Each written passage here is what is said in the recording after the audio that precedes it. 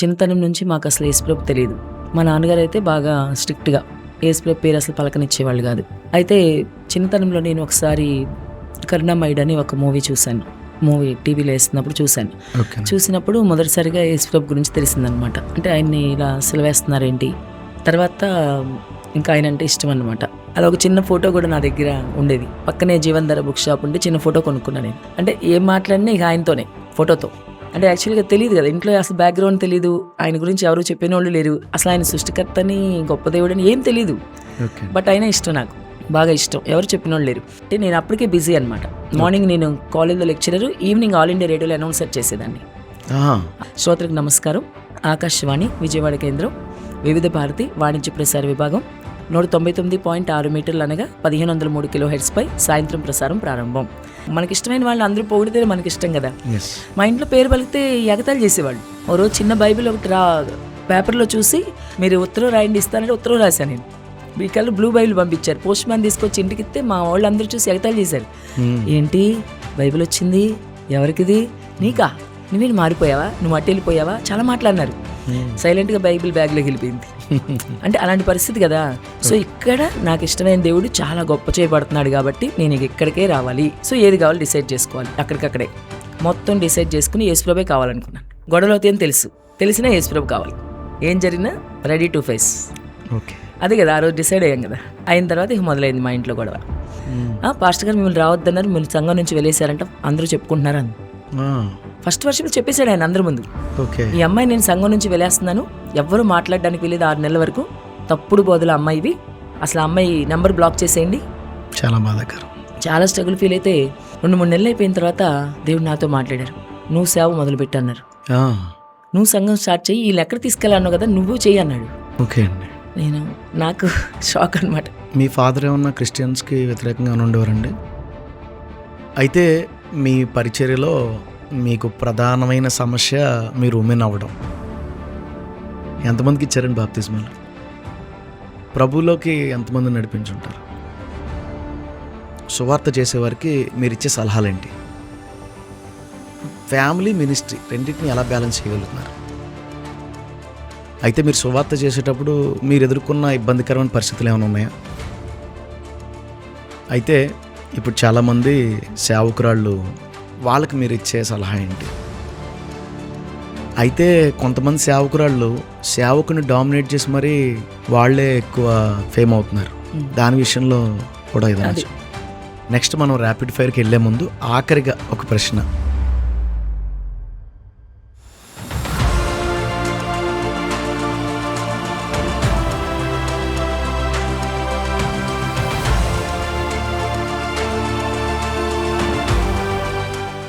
వందనాలండి. వందనాలండి. ముందుగా మీ సాక్ష్యాన్ని పంచుకోండి, తర్వాత మనం మిగతా విషయాలు మాట్లాడుకుందాం. ఓకే, నా పేరు శ్రీదేవి, మాది విజయవాడ. ఓకే. చిన్నతనం నుంచి మా నాన్నగారు మా తాతగారు అందరూ కూడా విజయవాడ, మాది నేటివ్ విజయవాడ. అయితే మాది హైందవ కుటుంబం. చిన్నతనం నుంచి మాకు అసలు యేసుప్రభు తెలియదు. మా నాన్నగారు అయితే బాగా స్ట్రిక్ట్గా యేసుప్రభు పేరు అసలు పలకనిచ్చేవాళ్ళు కాదు, అంత స్ట్రిక్ట్గా ఉండేవాళ్ళు మా ఫ్యామిలీలో. కానీ చిన్నతనం నుంచి నాకైతే యేసుప్రభు అంటే ఇష్టంగా ఉండేది. అయితే చిన్నతనంలో నేను ఒకసారి కరుణామయుడు అని ఒక మూవీ చూశాను. మూవీ టీవీలో వేస్తున్నప్పుడు చూశాను. చూసినప్పుడు మొదటిసారిగా యేసుప్రభు గురించి తెలిసిందనమాట. అంటే ఆయన్ని ఇలా సిలవేస్తున్నారేంటి, ఇలా కొడుతున్నారేంటి అని జాలిగా అనిపించేది నాకు. ఈయనేంటి ఇలాగా చేస్తున్నారు అని మనసులో బాధ ఉండేది. తర్వాత ఇంకా ఆయన అంటే ఇష్టం అనమాట. గ్రాడ్యువల్గా ఇష్టం అలా పెరుగుతూ వచ్చింది. కానీ ఎక్కడ ఇంట్లో ఒప్పుకోరు, యేసుప్రభు పేరు పలికినా ఒప్పుకునేవాళ్ళు కాదు. చిన్నతనంలో మాది ఒక అంటే ఎల్కేజీ స్టాండర్డ్లోనే దగ్గరలో బైబిల్ స్కూల్ అని ఒక స్కూల్ ఉండేది. ఆ స్కూల్కి వెళ్ళినప్పుడే వాళ్ళు యేసుప్రభు పాటలు అవి చెప్తా ఉంటే నేను నేర్చుకునేదాన్ని చిన్న వయసులో బాగా. అవి తీసుకొచ్చి ఇంటి దగ్గర పాడినా కూడా మా ఇంట్లో ఒప్పుకునేవాళ్ళు కాదు. మా సిస్టర్ ఉంది, నాకు యంగర్, నాకు చెల్లి అవుతుంది. తను అసలు ఇష్టపడేది కదా ఆ వయసులో కూడా. మా నాన్నగారికి వచ్చి కంప్లైంట్ చేసేది, వాళ్ళ పాటలు నేర్చుకుంటుంది తను అని. అట్లా ఉండేది ఫ్యామిలీలో. తర్వాత ఇంకా వేరే స్కూల్కి మూవ్ అయిపోయిన తర్వాత ఇంకా తెలియదు అసలు యేసుప్రభు గురించి. కానీ నాకైతే బాగా ఇష్టంగా ఉండేది యేసుప్రభు అంటే. ఆయన పేరే కరుణామయుడు కదా, సో కరుణిస్తాడు అని ఆలోచన ఎక్కువగా అలా నా మనసు అట్లా ఉండేది. కానీ ఎవరికి అంటే ఫ్యామిలీలో ఎక్కడ లేరు కాబట్టి నేనేం మాట్లాడడానికి లేదు. ఆయన గురించి మాట్లాడడానికి కానీ ఓకే. అట్లాంటి ఏం లేదనమాట. సో అట్లా సాగుతున్నప్పుడు 10th క్లాస్ అయిపోయిన తర్వాత ఇంటర్మీడియట్ కూడా ఒక మామూలు కాలేజ్లో చదివాను. ఓకే. అయితే డిగ్రీ కాలేజ్ వచ్చేప్పటికి మ్యారిస్టెల్లా కాలేజ్ అని మా ఇంటికి 2-3 కిలోమీటర్స్ దూరంలో అక్కడ సీట్ వచ్చేలాగా నేను అంటే అక్కడ రావాలని అనుకున్నా యాక్చువల్గా. ఎందుకంటే అక్కడ నాకు కొంచెం యేసుప్రభు గురించి ఎక్కువ తెలియడానికి అవకాశం ఉంటుంది కదా. అది ఎందుకంటే మిషనరీ కాలేజ్ అనమాట. సో అక్కడ యేసుప్రభుని పూజిస్తారు అంతా వాళ్ళందరూ. సో అలాంటి కాలేజ్ అయితే బాగుంటుందని నేను అనుకున్నా. యాక్చువల్గా మా ఫ్యామిలీలో మా వాళ్ళందరూ కూడా ఆ కాలేజ్ ఇష్టపడేవాళ్ళు కాదు, ఎందుకంటే ఇది యేసుప్రభుకి సంబంధించిన కాలేజ్ కాబట్టి. కానీ నాకు మెరిస్టెల్ అని ఇష్టంగా ఉండేది. సీట్ వస్తుందా లేదా అనుకునేవాళ్ళు. మంచిగా ర్యాంక్ వస్తేనే సీట్ వస్తుంది అక్కడ. కానీ నాకు అక్కడ రావడానికి మరి దేవుని ప్రణాళికలో ఉన్నాం కాబట్టి అక్కడ సీట్ వచ్చింది. సో నేను 3 years డిగ్రీ బ్యాచిలర్స్ డిగ్రీ అక్కడ చేశాను అనమాట. సో ఆ 3 yearsలో బాగా యేసుప్రభు అంటే, ఎందుకంటే మా కాలేజ్లో ఎలా ఉండేదంటే ఇక్కడ ప్రతి సెక్షన్లో కూడా ఒక డయాస్ ఉంటుంది. డయాస్ పైన యేసుప్రభు ఫోటో పెడతారు వాళ్ళు. ఆర్సీఎం బ్యాక్గ్రౌండ్ కదా, పక్కనే ఒక ఆర్సీఎం చర్చ్ ఉంటుంది. సో వీళ్ళు కూడా సిస్టర్స్ అందరూ వాళ్ళు ఆ బ్యాక్గ్రౌండే. సరే అవన్నీ మనకు తెలియదు కదా ఆ స్టార్టింగ్లో, మీ ఆర్సీఎం అని అవన్నీ ఏం తెలియదు. సో నేను మామూలుగా యేసుప్రభు అంటే ఇష్టం, వీళ్ళందరూ యేసుని పూజిస్తున్నారు. మేము కూడా విగ్రహారాధన బ్యాక్గ్రౌండ్ కాబట్టి విగ్రహంలోనే యేసుప్రభు ఉన్నాడు అని మా ఉద్దేశం కూడా. సో అక్కడ యేసుప్రభు ఫోటో పెట్టేవాళ్ళు క్లాస్లో. నేను యాక్చువల్గా ఫస్ట్ బెంచ్లో కూర్చునేదాన్ని, ఫస్ట్ బెంచ్ స్టూడెంట్ నేను, బాగా చదివేదాన్ని. అయితే ఈ క్లాస్ చెప్తున్నంతసేపు ఎప్పుడు యేసుప్రభు ఫోటో ఇంకా చూసేదాన్ని ఎక్కువగా. 3 years కూడా అలాగే, అసలు 3 years అలాగే గడిచిపోయింది. ఫోటోనే ఇంకా వీళ్ళు ఏం చెప్తున్నారు, మనకి లెసన్స్ మీద పెద్ద కాన్సన్ట్రేషన్ ఉండేది కాదు ఎక్కువగా. నేను మార్నింగ్ 10 నుంచి ఈవినింగ్ 4 వరకు ఉండేది కాలేజ్ మాకు. ఇంక టైమింగ్స్ అంతా కూడా ఎక్కువగా ఆయనతో స్పెండ్ చేసినట్టు అనమాట. ఫోటో చూస్తే మాకు అలా ఒక చిన్న ఫోటో కూడా నా దగ్గర ఉండేది. పక్కనే జీవన్ధర బుక్ షాప్ ఉంటే చిన్న ఫోటో కొనుక్కున్నా నేను. అంటే ఏం మాట్లాడినా ఇక ఆయనతోనే ఫోటోతో. ఇక ఆ ఫోటో నా బ్యాగ్లో ఉండాలి అంతే, ఎవరికి తెలియకుండా. లోపల ఒక జిప్ ఉంటుంది బ్యాగ్ లోపల, అది ఎవరు చూడరు కదా, లోపల పెట్టేసుకుని ఉండేదాన్ని. ఇంకా అలాగా ఎక్కువ ఫ్రెండ్లీ, ఆయన నా ఫ్రెండ్ అనమాట. ఇక మిగతా వాళ్ళతో పెద్ద విషయం కాదు, అలా ఉండేది. కాలేజ్లో కూడా అంతే, ఎక్కువగా ఫోటో వైపు చూడడం, నాకేమన్నా కావాలన్నా ఇబ్బందిగా ఉన్న మనసు. సెకండ్ ఇయర్ చదువుతున్నప్పుడు మా నాన్నమ్మ గారు చనిపోయారు. అంటే మా నాన్నమ్మ మాతోనే ఉండేవాళ్ళు. అయితే నాన్నమ్మ బాగా క్లోజ్గా ఉండేవాళ్ళు నాకు. చిన్నప్పటి నుంచి నేనంటే ఇష్టంగా ఉండేవాళ్ళు. నేను సెకండ్ ఇయర్ బ్యాచిలర్స్ డిగ్రీ చదువుతున్నప్పుడు ఈ కాలేజ్లోనే 3 years చదివాను కదా. సెకండ్ ఇయర్ చదువుతున్నప్పుడు ఆవిడ చనిపోయారు. ఆవిడ బాగా హర్ట్ అయిపోయాను, నేను ఫీల్ అయ్యాను, చాలా ఇబ్బందికరమైన పరిస్థితి. కానీ ఇంకా ఆ బాధ అంతా కూడా ఆయనతోనే షేర్ చేసుకున్నాను. ఎక్కువగా ప్రభు వెంకయ్య ఆయనతో క్లోజ్ అనమాట. ఎక్కువ ఎందుకో తెలియదు, బాగా ఇష్టం అనమాట. ఇంకా అలా ఉండేది. 3 years కూడా అలా గడిచింది. అక్కడ సిస్టర్స్ ఉండేవాళ్ళు కదా, వాళ్ళు ఏం చేసేవాళ్ళంటే అందరి కోసం కాలేజ్ స్టార్ట్ అయినప్పుడు ప్రేయర్ చేసేవాళ్ళు. అందరూ బాగుండాలయ్యా అని అట్లా చేస్తే చాలా హ్యాపీగా అనిపించేది నాకు. ఎందుకంటే మేము పూజలు చేసేవాళ్ళం కానీ అక్కడ ఎవరు అలా చెప్పేవాళ్ళు కాదు. ఏదో మా ఫ్యామిలీలో ఉన్నంత వరకు వాళ్ళ కోసం 5 నిమిషాలే చేసేవాళ్ళం పూజ కూడా. ఆ 5 నిమిషాల్లో కూడా వాళ్ళు బాగుండాలని అనుకునేవాళ్ళం. ఇంక పక్కన వాళ్ళ గురించి కూడా ఇలా చేయాలని కూడా తెలియదు అసలు. ఇంక ఇలా అందరి కోసం చేస్తుంటే కాలేజ్లో వాళ్ళు సిస్టర్స్ ఉంటారు కదా, చాలా హ్యాపీగా అనిపించేది నాకు.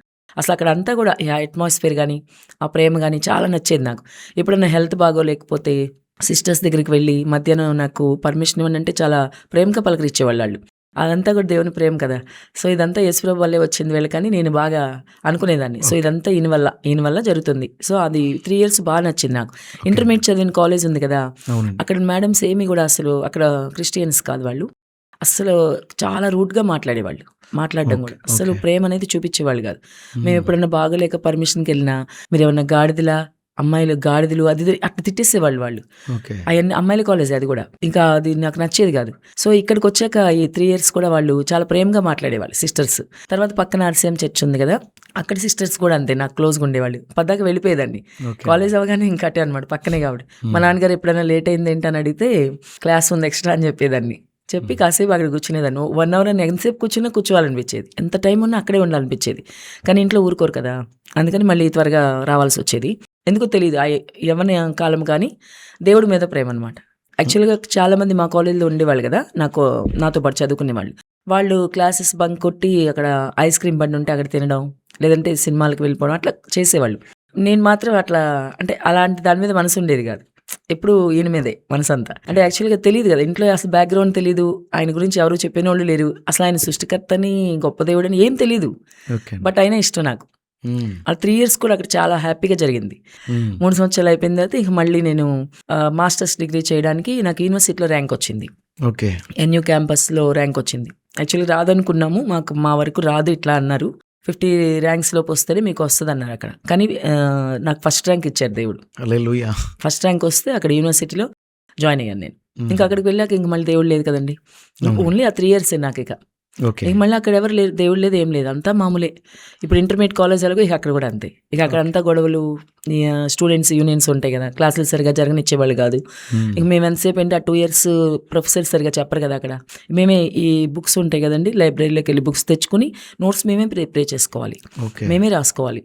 సో పోటీ పడి అలా చేసుకునేవాళ్ళు. ఈ 2 years కాన్సన్ట్రేషన్ అంతా ఇక దీని మీదే. ఎలాగోలా నేను అయిపోవాలి, ఫస్ట్ క్లాస్ రావాలి అనే ఉద్దేశంతో కష్టపడి చదివితే ఓకే. ఫస్ట్ క్లాస్ వచ్చింది. అయితే దేవుడు లేకపోయినా ఈ రిలేషన్ ఏం పోలా, చెప్పేవాళ్ళు మాట్లాడేవాళ్ళు ఆయన గురించి లేకపోవచ్చు, కానీ ఇష్టం మాత్రం ఇష్టమే. మనసులో ఈ ఫోటోనే ఉమ్, ఫోటో కంటిన్యూ. ఉమ్, ఇంకా ఏదన్నా ఈ ఫోటోతోనే. ఓకే. మా సిస్టర్ ఏం చేసేదంటే ఈ కాలేజ్ నుంచి రాగానే మా మదర్ దగ్గరికి వెళ్ళిపోయి ఇద్దరు మాట్లాడుకునేవాళ్ళు అన్ని, కాలేజ్లో ఏం జరిగింది అంతా షేర్ చేసుకునేది. నేను అసలు ఎవరితో మాట్లాడేదాన్ని కాదు, ఫోటోతోనే. అంత బాగా ఇష్టం అనమాట ఆయన అంటే. సో అలాగా 2 years అయిపోయింది. తర్వాత వెంటనే జాబ్ వచ్చింది నాకు. ఓకే. నేను పీజీ చేసేటప్పుడు యూనివర్సిటీలో చదివినప్పుడు విజయవాడలో ఒక సార్ దగ్గర నేను ట్యూషన్ జాయిన్ అయ్యాను. ఓకే. ఆ సార్కి ఒక కాలేజ్ ఉందన్నమాట. సారు ఆ కాలేజ్ అంతా వాళ్ళదే. నేను అక్కడ చదివాను కదా, సెకండ్ ఇయర్ అయిపోయేటప్పటికే సార్ నాకు జాబ్ ఇచ్చారు లెక్చరర్గా. ఇంకా నాకు రిజల్ట్ కూడా రాలేదు. అయితే నేను చాలా కామ్గా ఉండేదాన్ని, చాలా ఫస్ట్ క్లాస్ స్టూడెంట్. నేను first bench student, first class student, first రావాలి, కామ్ గోయింగ్ ఫస్ట్, అసలు ఏం మాట్లాడేదాన్ని కదా ఎవరితో. సో నేను ఇలా ఉన్నాను, బాగా చదువుతాను, అన్నీ ఉన్నాయి, కానీ మరి కామ్ గోయింగ్ అంటే కుదరదు కదా లెక్చరర్ అంటే. మరి ఈ అమ్మాయి మాట్లాడుతుందా లేదా అని ఆయనకు డౌట్. సరే నేనన్నాను, సరే సార్ మీరు నేనేదో స్టూడెంట్ అని కాదు, కానీ మీరు డెమో తీసుకుంటారు కదా, డెమో పెడతారు యాక్చువల్గా లెక్చరర్ అంటే. టాపిక్ మీద డెమో చెప్పాలి మనం, అది నచ్చితేనే కదా ఇస్తారు. సో మీరు అందరిలాగా చాలా మంది వచ్చారు అవుటర్స్, నేను కూడా అలాగా డెమో తీసుకుంటాను సార్, నేను అందరిలాగా నేను మాట్లాడగలిగితే ఇవ్వండి, మీ స్టూడెంట్ అని నాకేం కన్సెషన్ ఇవ్వద్దు అని చెప్పి మాట్లాడి డెమో తీసుకున్నాను. చెప్పిన తర్వాత సార్ కూడా ఆశ్చర్యపోయారు. అంటే చాలా కామ్గా ఉండేదాన్ని కదా, మాట్లాడతాను అనుకోలేదు ఆయన. కానీ నేను ఇప్పుడు ఏంటంటే లేడీస్ కదా, మనం ఎవరి మీద డిపెండ్ అవ్వకూడదు, ఎప్పుడు మన కాళ్ళ మీద మనం నిలబడాలి, ఒకరి మీద అసలు డిపెండ్ అవ్వకూడదు. మా నాన్నగారు కూడా చిన్నప్పటి నుంచి అదే చెప్పారు. అలాగే జాబ్ వచ్చింది కూడా. ఓకే అండి. ఏ కాలేజ్ అండి? త్రివేణి కాలేజ్, మంచి ఫేమస్ విజయవాడలో. ఓకే. అయితే ఒక 1 year 2 yearsలోనే మంచిగా పుంజుకున్నాను అక్కడ నేను. అంటే సబ్జెక్ట్ చదువుకోవడం బాగా, ఇంకా ఫస్ట్ నుంచి అదే మనం సిన్సియర్గా హార్డ్ వర్క్ చేయడం అలవాటు కదా, ఇంకా అదే హార్డ్ వర్క్ మీద ఇలా నేర్చుకోవడం, పిల్లల్ని కేర్ తీసుకోవడం, వాళ్ళకి మనం లెక్చరర్గా ఉన్నాం, వీళ్ళని పాస్ చేయాలి, అక్కడ టార్గెట్ అది కదా, ఎలాగైనా పాస్ చేయాలి అని నా సబ్జెక్ట్లో. ఫెయిల్యూర్స్ ఉండకూడదని చాలా మొద్దులు వచ్చినా కానీ దగ్గర కూర్చోబెట్టుకుని చేయించడం డెడికేషన్గా. ఓకే. 4 years అట్లా చేశానండి నాకు. అయితే ప్రభుత్వ రిలేషన్ మామూలే, ఏదో ఒక రోజు వెళ్ళిపోవడం. కాలేజ్కి వచ్చాం కదా, ఇంకా కొంచెం వెసులుబాటు ఉండేది, ఎందుకంటే వెళ్ళడానికి ఆ ప్లేస్ ఉంది కదా నాది, స్టెల్లా కాలేజ్ పక్కన. ఆ చర్చ్కి మధ్యలోనే దారిలో అనమాట, పట్టమట్టాగది ఇది మధ్యలో ఉంటుంది. సో నేను రిటర్న్లో వచ్చినప్పుడు ఇంకా వెళ్ళిపోయేదాన్ని, ప్రభు దగ్గరికి వెళ్ళడం, ఫోటోతో మాట్లాడుకోవడం, అవరికి ఫోటో చూసుకునేదాన్ని నేను. ఇప్పుడు ఫస్ట్ అవర్ నేను వెళ్ళాలంటే నాకు చెప్పలేను, నేను నాకు ఈ ఫోటోతో మాట్లాడుకుని చెప్పగలనని, ఆయనతో మాట్లాడుకుని నాకు ప్రభు శక్తి ఇవ్వ అని అడిగి వెళ్ళేదాన్ని. మళ్ళీ సెకండ్ అవర్కి వచ్చాక మళ్ళీ అలాగే ఈయనతో, వీళ్ళందరూ చూసి మా కొలీగ్స్ ఏంటి ఫోటో చూస్తే బ్యాగ్లో చూస్తుంది ఏంటి వీడు అనుకునేవాడిని. ఇక్కడ కూడా ఎవరికి యేసు ప్రభు తెలియదండి, ఇక వాళ్ళకి కూడా ఎందుకు చెప్పడం, చులకనగా చూస్తారు యేసు ప్రభు అంటే అందరూ, అనవసరం కదా వాళ్ళతో మాటలు డిస్కషన్స్ ఎందుకని, ఫోటో మాత్రం బ్యాగ్లో. వ్యక్తిగతంగా రిలేషన్ ఆయనతో చాలా మంచి ఫ్రెండ్ లాగా, అసలు ఈ మనుషులతో పని లేదు అప్పుడు కూడా, దేవునితోనే అనమాట. అదే ఫోటోలో దేవుడు అలా అనుకునేవాళ్ళు. అలాగే నేను 4 years అక్కడ చేశానండి. చేసిన తర్వాత ఒక 4 years 5 years అయిపోయాక నాకు మ్యాచెస్ చూస్తున్నారు. అప్పుడు నేను అనుకునేదాన్ని, మరి వారంలో ఒక్క రోజన్నా వెళ్ళేదాన్ని కదా ఇక్కడ, మరి మ్యాచెస్ చూసాక మరి మాది హైందవ కుటుంబం కదండి, అలాంటి పెళ్ళే చేస్తారు కదా, సో మరి ఇక్కడ ఎలా వెళ్ళగలుగుతాను నేను. అమ్మవాళ్ళు అనుకో కొంచెం నేను అబద్ధం చెప్పి వెళ్ళొచ్చు, లేట్ అయిందనో ఏదో, ఇంకా పెళ్ళయ్యాక అలా కుదరదు కదండి, అబద్ధాలు చెబితే అది వేరుగా ఉంటుంది, ఇంకా ఎలాగా అని అనుకునేదాన్ని, మనసులో బాధపడేదాన్ని. కానీ అయితే నాకు ఎలా అంటే ఇప్పుడు సంబంధం వచ్చిన వాళ్ళు కూడా పూర్తిగా హైందవులు అనమాట. ఈ రోజుకో దేవుడు వీళ్ళు. మేము ఎంగేజ్మెంట్ టైంకి ఆయన అయ్యప్ప మాల వేసుకున్నారు. మరి ఇక చూడండి ఇలా దొరికింది. నేను అనుకుని భయపడ్డాను కదా, కానీ అలా వచ్చిందనమాట. సరే ఏదైనా కానీ నేను ధైర్యంగానే ఉన్నాను. సరే ఇక మ్యారేజ్ అయిపోయిన తర్వాత నేను మా హస్బెండ్ని రిక్వెస్ట్ చేసుకున్నాను, ఇది నాకు వారంలో ఒక రోజు ఇట్లా వెళ్ళడం అలవాటు, ఈ ప్లేస్కి మనం వెళ్ళొచ్చు, అప్పుడప్పుడు తీసుకెళ్తా అన్నారు ఆయన. సంతోషపడ్డాను. మళ్ళీ ఆయన తర్వాత కథ ఆయన కొంచెం బిజీగా ఉండడం వల్ల తీసుకెళ్లేవాళ్ళు కానీ ఒక 5-10 నిమిషాలే ఉండేవాళ్ళు, ఎక్కువసేపు ఉండడానికి కుదరదు అంత ముందులాగా, ఆయనతో ఎక్కువసేపు మాట్లాడడం కుదరదు, ఇది తీసుకెళ్ళడమే గొప్ప కదా వీళ్ళు. సరే ఆ 5-10 minutesలో వచ్చేస్తే ఎంతో బాధ వస్తుంది నాకు, చాలా మిస్ అయిపోతుంది ఫీలింగ్ అనమాట. ఇంకా అలా ఏదో 5 నిమిషాలు 10 నిమిషాలు అట్లా ఉండేది. అలా సాగింది. మొత్తానికి ఒక రోజు అయితే వెళ్ళేదాన్ని, ఏదో ఒక రోజు ఏదో ఒక చర్చ్కి, ఏదో ఒకటి, మాకు తెలియదు కదా ఇవన్నీ. తర్వాత నా మ్యారేజ్ అయిపోయిన తర్వాత ఒక 4 years వరకు మా చెల్లికి మ్యారేజ్ అవ్వలేదండి. ఓకే. ముహూర్తాలు అవి చూస్తారు కదా, జాతకాలు జాతకాలు చూస్తే సెట్ అవ్వలేదు అమ్మాయిది. ఓకే. జాతకం సెట్ అవ్వలేదు. సో అందుకని లేట్ అయితే ఇంకా అందరూ బాగా బాధపడుతున్నారు ఇంట్లో. బాధపడుతుంటే అందరూ ఎవరికి ఇష్టమైన దేవత వాళ్ళు మొక్కుబడులు చేసుకుంటున్నారు. ఈ అమ్మాయిది మంచి సంబంధం కుదిరితే మేము ఇలా మొక్కుబడి చేస్తాం. అప్పుడు నాకు ఇష్టం యేసుప్రభు కదా, మరి ఇక అక్కడ నేను ఈయనకేం మొక్కుబడి చేసుకోవాలో తెలియదు. మా వాళ్ళు అంటే కొబ్బరికాయలు కొడతామని, లేదంటే అక్కడికి వెళ్ళి గుండు కొట్టించుకుంటామని ఉంటాయి కదా, అవి నేనేం చేయాలో తెలియదు, యేసుప్రభుకి ఎలా చేయాలో. పక్కన మా సందులో నైబర్, మా పక్కన ఒక ఆంటీ గారు ఉండేవాళ్ళు, సత్యవతి గారని. ఆంటీ దగ్గరికి వెళ్ళి ఇలా చెప్పాను నేను, ఆంటీ నేను యేసుప్రభు వారి కోసం ఏదో చేయాలనుకుంటున్నానంటే, అయితే మా చెల్లికి మంచి సంబంధం కుదిరితే ప్రార్థన పెట్టించుకుంటానని చెప్పమ్మా అని అన్నారు. సరే అంటే అని అన్నాను. అలా అనుకున్నాను. అయిపోయిన తర్వాత కొద్ది రోజులకే మా చెల్లికి మంచి మ్యాచ్ వచ్చిందండి. మా ఊర్లోనే, మళ్ళీ దగ్గరలోనే ఒక మంచి సంబంధం దొరికింది. ఇంకా మ్యారేజ్ కూడా అయిపోయింది. అయితే వచ్చిన తర్వాత వీళ్ళు మొక్కుబళ్ళని చెల్లించుకుంటున్నారు. మ్యారేజ్ అయిపోయింది కదా, అప్పుడు మొక్కుబళ్ళని చెల్లించుకుంటున్నప్పుడు నేను కూడా మొక్కుబడి చెల్లించుకోవాలి కదా. అందుకని నేనేం చేశానంటే, మరి ఎలా చేయాలో ఏంటో తెలియలేదు. యేసుప్రభు వారికి ఎలా చేయాలో నాకు తెలియదు. ప్రార్థన పెట్టించుకోవాలంటే మరి ఇంట్లో పెట్టించుకోండి, మా ఇంట్లో ఒప్పుకోరు ఎవరు. మా సిస్టర్తో నేను నీకోసమే చేశాను, మరి నువ్వు మొక్కుబడి చేసుకున్నానంటే ఎవరిని అడిగి చేసావు అంది. మరి అంతే కదా, వాళ్ళకి ఇష్టం లేక, యేసుప్రభు అంటే ఇష్టం లేక అలా అన్నదన్నమాట. సరే మా ఫాదర్ కూడా ఒప్పుకోడు, ఆయన ఎట్టి పరిస్థితుల్లో ఒప్పుకోడు. సరే అని నేనేం చేశాను, మళ్ళీ ఆంటీ గారి దగ్గరికి వెళ్ళాను. సత్యవతి ఆంటీ గారు ఉన్నారు కదా, ఆవిడ దగ్గరికి వెళ్ళి, ఆంటీ ఇలా అయింది పరిస్థితి, మరి మా వాళ్ళు ఎవరు ఒప్పుకోవట్లే, నేను ఇప్పుడు ఏం చేయాలి, మొక్కుబడి తీర్చుకోవాలి అని అడిగాను. అయితే చర్చ్కి వెళ్దామమ్మా, ఆవిడ వెళ్ళే చర్చ్ అనమాట, ఒక ఐపీసీ చర్చ్ దగ్గరలో ఉంది. ఈ చర్చ్కి తీసుకెళ్తానమ్మా, మిడిల్ డేస్లో ఏదో ఒక రోజు కాటేజ్ ప్రేయర్స్ ఉంటాయి కదా, అట్లా ఒక రోజు పెడతారు నీకోసం అంటే. సరే అంటే నేను అప్పటికే బిజీ అనమాట. మార్నింగ్ నేను కాలేజ్లో లెక్చరర్, ఈవినింగ్ ఆల్ ఇండియా రేడియోలో అనౌన్సర్ చేసేదాన్ని. కొంచెం హస్కీ వాయిస్ ఉంటుంది. సో హస్కీ వాయిస్ మన FM రేడియోలో యూజ్ అవుతుంది అనమాట. హస్కీ వాయిస్ తక్కువ ఉంటుంది కదా, లేడీస్ స్మాల్ సాఫ్ట్ వాయిస్ ఉంటుంది. హస్కీ వాయిస్ ఉంది కదా, నాకు కావాలని వాళ్ళు తీసుకున్నారు. సెలెక్ట్ అయితే ఇంకా అక్కడ ఈవినింగ్ ఆల్ ఇండియా రేడియోలో లైవ్ ప్రోగ్రామ్స్ చేసేదాన్ని. ఎలాగంటే ఒకసారి చూపిస్తారా? అంటే ఇప్పుడు మనకి 6 o'clock కల్లా లైవ్ ఉంటుంది. ఆకాశవాణి విజయవాడ కేంద్రం, వివిధ భారతి వాణిజ్య ప్రసార విభాగం, 199.6 మీటర్లు అనగా 1503 kHz పై సాయంత్రం ప్రసారం ప్రారంభం. వాతావరణ వివరాలు వింటారు. స్టార్టింగ్ విశాఖపట్నం తుఫాను హెచ్చరిక కేంద్రం వారు అందజేసే సమాచారం ప్రకారం రానున్న 24 గంటల్లో కోస్తా ఆంధ్ర తీరంలో గంటకు 50 నుంచి 60 కిలోమీటర్ల వేగంతో గాలులు వీస్తున్నాయి. కాబట్టి మత్స్యకారులు వేటకి వెళ్ళవద్దని హెచ్చరించడం జరిగింది. వాతావరణ వివరాలు విన్నారు. అయిపోయింది. అక్కడికి రెండిట్లో కూడా బిజీగా ఉండేదాన్ని నేను. సో ఒకరోజు ఈవినింగ్ అట్లా నేను టైం కుదుర్చుకుని వెళ్ళానమాట చర్చ్కి. ఇప్పుడు తీసుకెళ్తా అన్నారు కదా ఆంటీ గారు, మొక్కుబడి చెల్లించడానికి. సో వెళ్ళాను అనమాట. వెళితే అక్కడ వాళ్ళు ఇలా మా పేరు చెప్పి చేయితో కాటేజ్ ప్రేయర్ జరుగుతుంది కదా, సో పాటలు అన్నీ అయిపోయిన తర్వాత మా ఫ్యామిలీ కోసం ప్రార్థన చేస్తున్నారు. మళ్ళీ అదే ఫీలింగ్ నాకు. అసలు నేను ఎవరో తెలియదు కదా వీళ్ళకి, ఎంత బాగా ప్రేయర్ చేస్తున్నారేంటి మా కోసం అని చాలా బాగా నచ్చింది నాకు. అసలు నేను ఎవరో తెలియకుండా, వాళ్ళెవరికి నేను తెలియదు, ఆంటీ గారికి ఒకటే తెలుసు నేను. సో ఇంత బాగా తెలియపోయినా సరే వీళ్ళు నా కోసం ఇంత ప్రేయర్ చేస్తుందని బాగా ఇష్టంగా అనిపించింది నాకు. వస్తా కూడా ఆంటీతో అదే మాట్లాడుకుంటూ వచ్చాను ఇంటికి, ప్రేయర్ అయిపోయాక. ఇలా జరిగింది ఆంటీ, మంచిగా ఉంది, ఇదంతా బాగుంది ఇక్కడ అని ఆవిడ నా ఇష్టం గమనించిన తర్వాత ఆదివారం రమ్మని అడగడం మొదలుపెట్టింది. ఇప్పుడు మొక్కుబడి కోసం కదా వెళ్ళింది, మామూలుగా వెళ్ళేవాళ్ళం కాదుగా. అయితే నేను ఆదివారం మాత్రం రాననేదాన్ని, ఎందుకంటే నాకు ఒక నెగిటివ్ ఫీలింగ్ ఉండేది. వీళ్ళు ఎక్కువసేపు కూర్చోబెట్టేస్తారు పాస్టర్స్, 2-3 గంటలు కూర్చొని ఏం చేస్తారు అక్కడ అసలు. మాకేమో ఒక 5-10 minutes కదా అలవాటు, జస్ట్ అలా పెట్టుకోవడం వెళ్ళిపోవడం, అదే అలవాటు.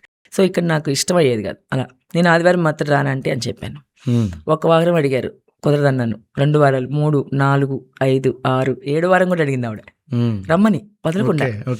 నేను వద్దని, నేను రానని చెప్తున్నాను, ఎందుకంటే నాకు ఇష్టం లేదు కాబట్టి. 2-3 hours కూర్చోబెడతారని, వేరే ఏం కాదు, దేవుడు అంటే ఇష్టమే, కానీ వీళ్ళంటే ఇష్టం లేదు, ఇంతసేపు కూర్చోబెడతారండి. సో అలా ఒక 7 weeks అయిపోయిన తర్వాత నేను ఒక రోజు అనుకున్నాను మనసులో, ఈ ఆంటీ గారు ఇన్నిసార్లు అడుగుతుంది కదా, మరి ఎందుకు ఇన్నిసార్లు అడుగుతుందో, నాకు ఇష్టమైన దేవుడే కాబట్టి ఒకసారి వెళ్ళొస్తే ఏం పోయింది అసలు నాకు నేనే అనుకుని 8వ వారం ఆంటీ గారు మీరు ఎప్పుడు వెళ్తారో చెప్పండి, నేను వస్తాను మీతో పాటు చర్చ్కి అని. ఒక్క సండే అండి, స్టార్టింగ్ నుంచి తీసుకెళ్లారు ఆంటీ గారు. పాటల దగ్గర నుంచి మొదలైందండి. ఇంకా పాటలు, ఆరాధన, సాక్ష్యాలు వింటే ఆశ్చర్యపోయిన ఆ రోజే కదా సాక్ష్యాలు వింటాం సండే, ఎప్పుడు సండే వెళ్ళలేదు. వాళ్ళు ఏ సాక్ష్యం చెప్తుంటే ఎంత ఆశ్చర్యం వేసింది నాకు ఒక్కొక్క విషయం. ఒక ఆవిడ లేసి హెడేక్ వచ్చేసింది, బాగా ప్రార్థన చేసుకుని దేవుడు తగ్గించాడంటుంది. అవన్నీ మాకు అలవాట్లేదు, తెలియదు కదా, మేము చేయడం వరకే మొక్కుబడిగా.